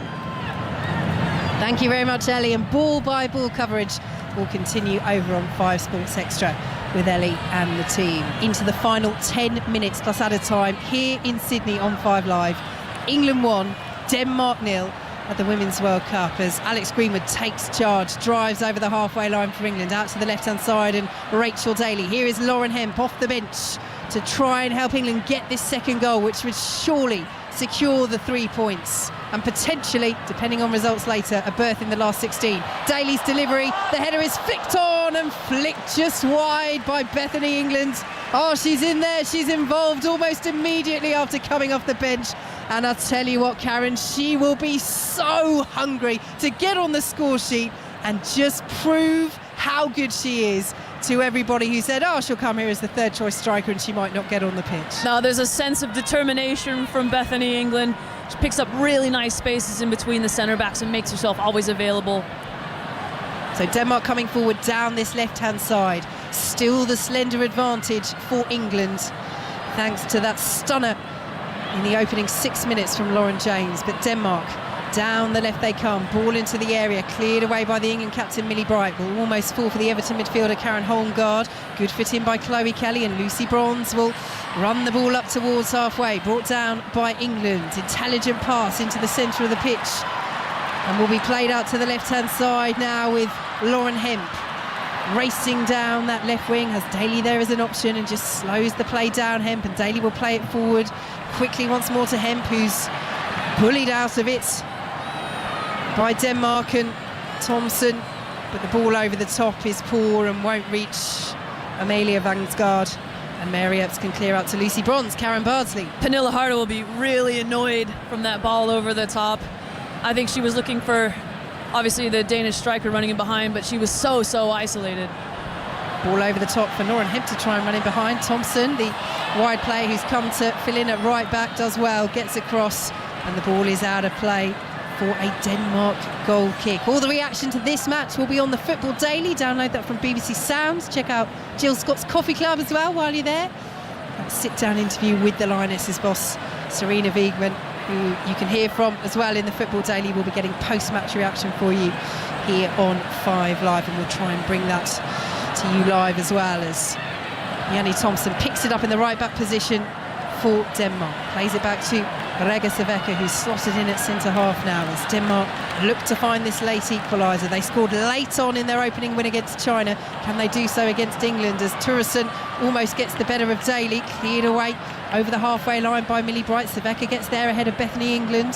Holmgaard, though, is beaten to it by Georgia Stanway, who then goes down. Our referee Tess Olofsson has a look and says let's continue to play, so Stanway gets up to her feet in the centre circle, and Lucy Bronze has it over on the far side. Lovely bit of play through the legs from Lucy Bronze, the most capped player in England's squad for this tournament, using that experience now as England play the ball over the top. Bethany England will chase. Lena Christensen is out quickly and gathers for Denmark. I like that about Beth England. She's so happy to drop in and kind of link up play, but she's also really happy to create that threat, that direct threat that I feel like just has been missing in this second half for England. They still lead the Lionesses by a goal to nil. 6 minutes plus added time to play here on 5 Live, as Thompson plays the ball forward. Well read again by Alex Greenman. She's had a brilliant match. She's been excellent, you're absolutely right, and that's what she offers in that central channel. Here is Lauren James, our lovely footwork to take her past Holmgaard, winning that personal battle on that occasion. Ball forward finds Chloe Kelly, picks it up, right-hand side, down to the byline, up against Via. Coombs is arriving in the penalty area. Bethany England's in there as well, as Bronze will drive. Well, we've seen her do it at a World Cup. Norway 2015 comes to mind, but that one is wide of angle of post and bar. It sure does. She loves a banger in a World Cup, doesn't she? But that's the magic of Lauren James. Again, picking up great balls and progressing them forward, then playing out wide. I mean, the timing, the balances this girl offers, it's magical to watch.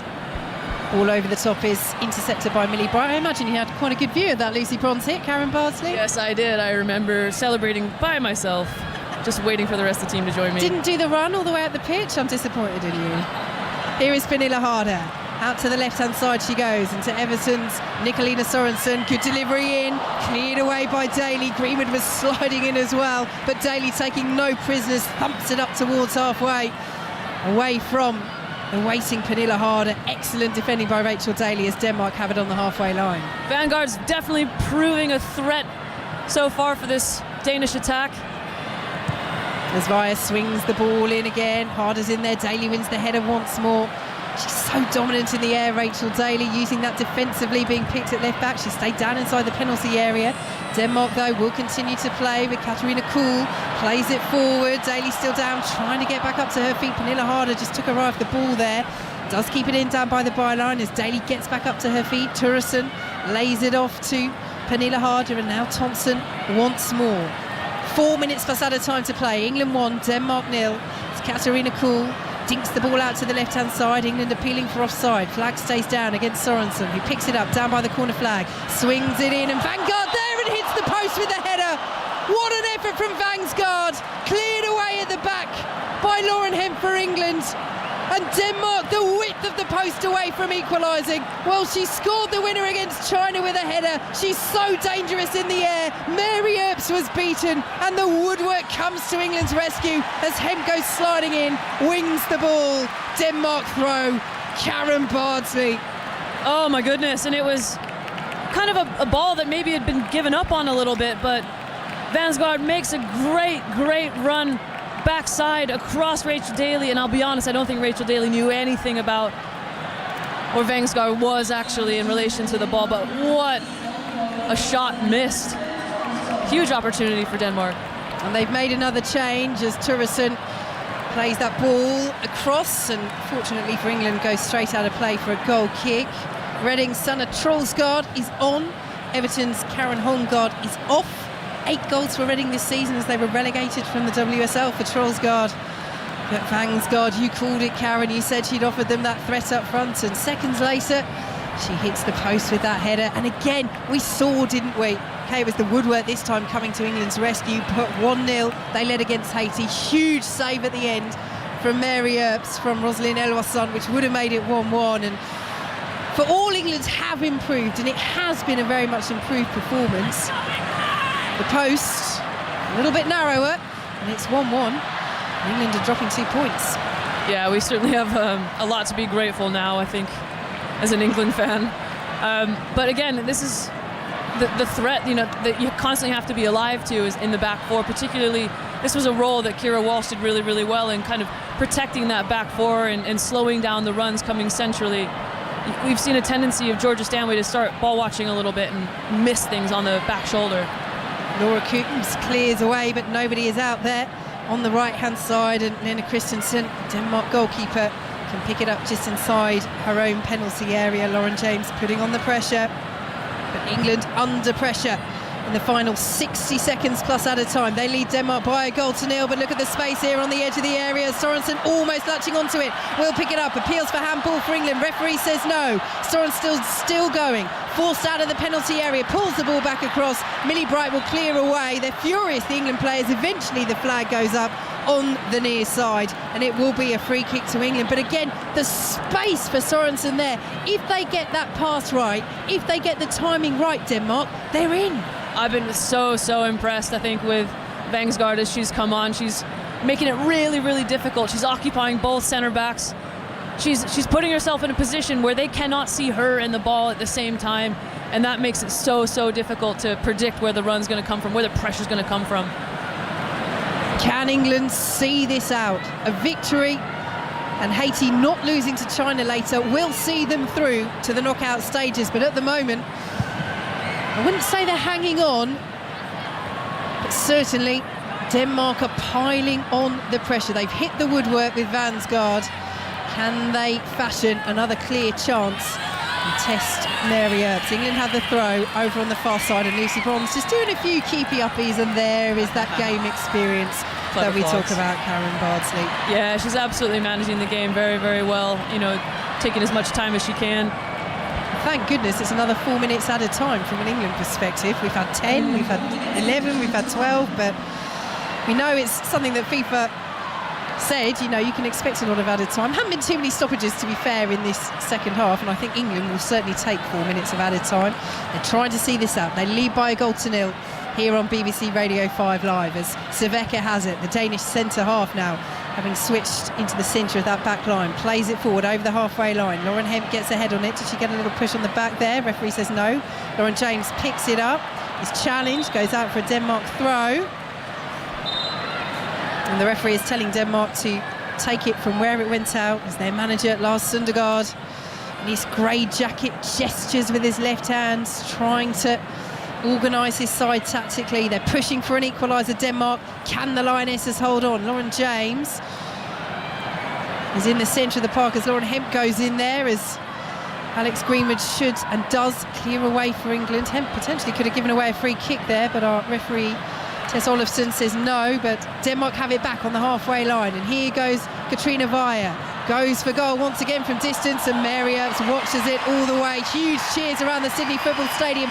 Well, she almost caught Earps out with a cross-come shot, didn't she, from the left-hand side Weyer, but that was from such distance, and Earps dealt with the first one well, and that one she just watched all the way. It's a bit of a waste, really, from Denmark there.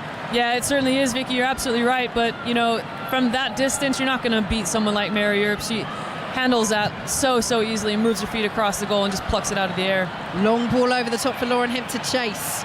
We've played almost 2 minutes of the minimum 4 added on. It's good defending at the back by Denmark, and Thompson playing it off Lauren Hemp, and it will be a a goal kick to Denmark. They're running out of time to find this equaliser. England have 2 minutes to see this out. Managing these next 2 minutes is going to be crucial. I think we're going to see a more compact, slightly more direct approach from England here.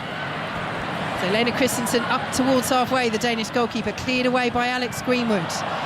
Lauren James potentially committing the foul on Vangsgaard there on the halfway line. Referee allows play to continue. Laura Coombs, her major tournament debut, age 32, hoofs the ball over halfway, and Katrina Vaya plays the ball straight out of play, and that's good work by Chloe Kelly to win the throw for England. They're nearly there. 90 seconds of added time to play. England 1, Denmark 0. I'll tell you what, if I was England, I would keep putting the ball down that right-hand side, because the Danish defender looks absolutely knackered. She's given away loads of passes and possession at this moment in time, and England just need to keep control of the game, control of the ball. Lucy Bronze initially did well to shield that, but she's played the ball out of play, and Denmark have a throw midway inside their own half. 1 minute of added time to play as Bethany England gets involved and wins a free kick there. And again, Serena Wiegman walking back to her technical area. She will be delighted with what Bethany England has done there.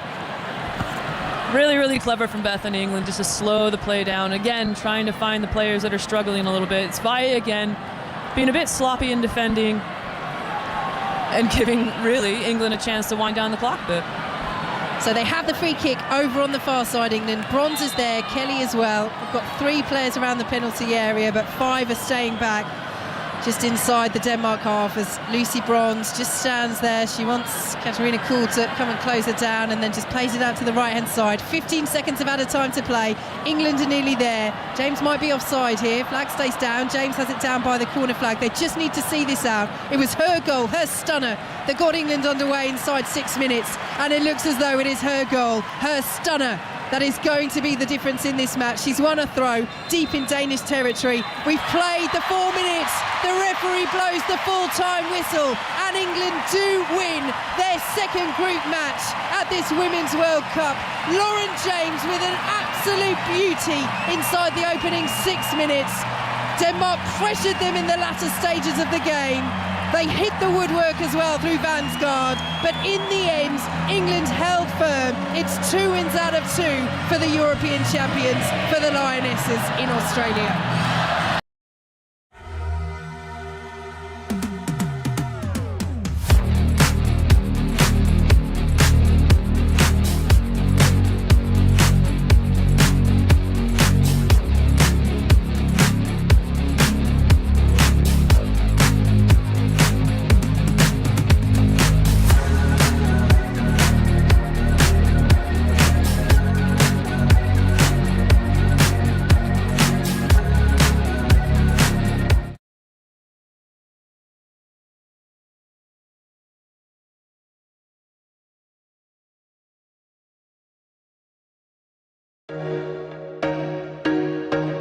Catch me if I fall.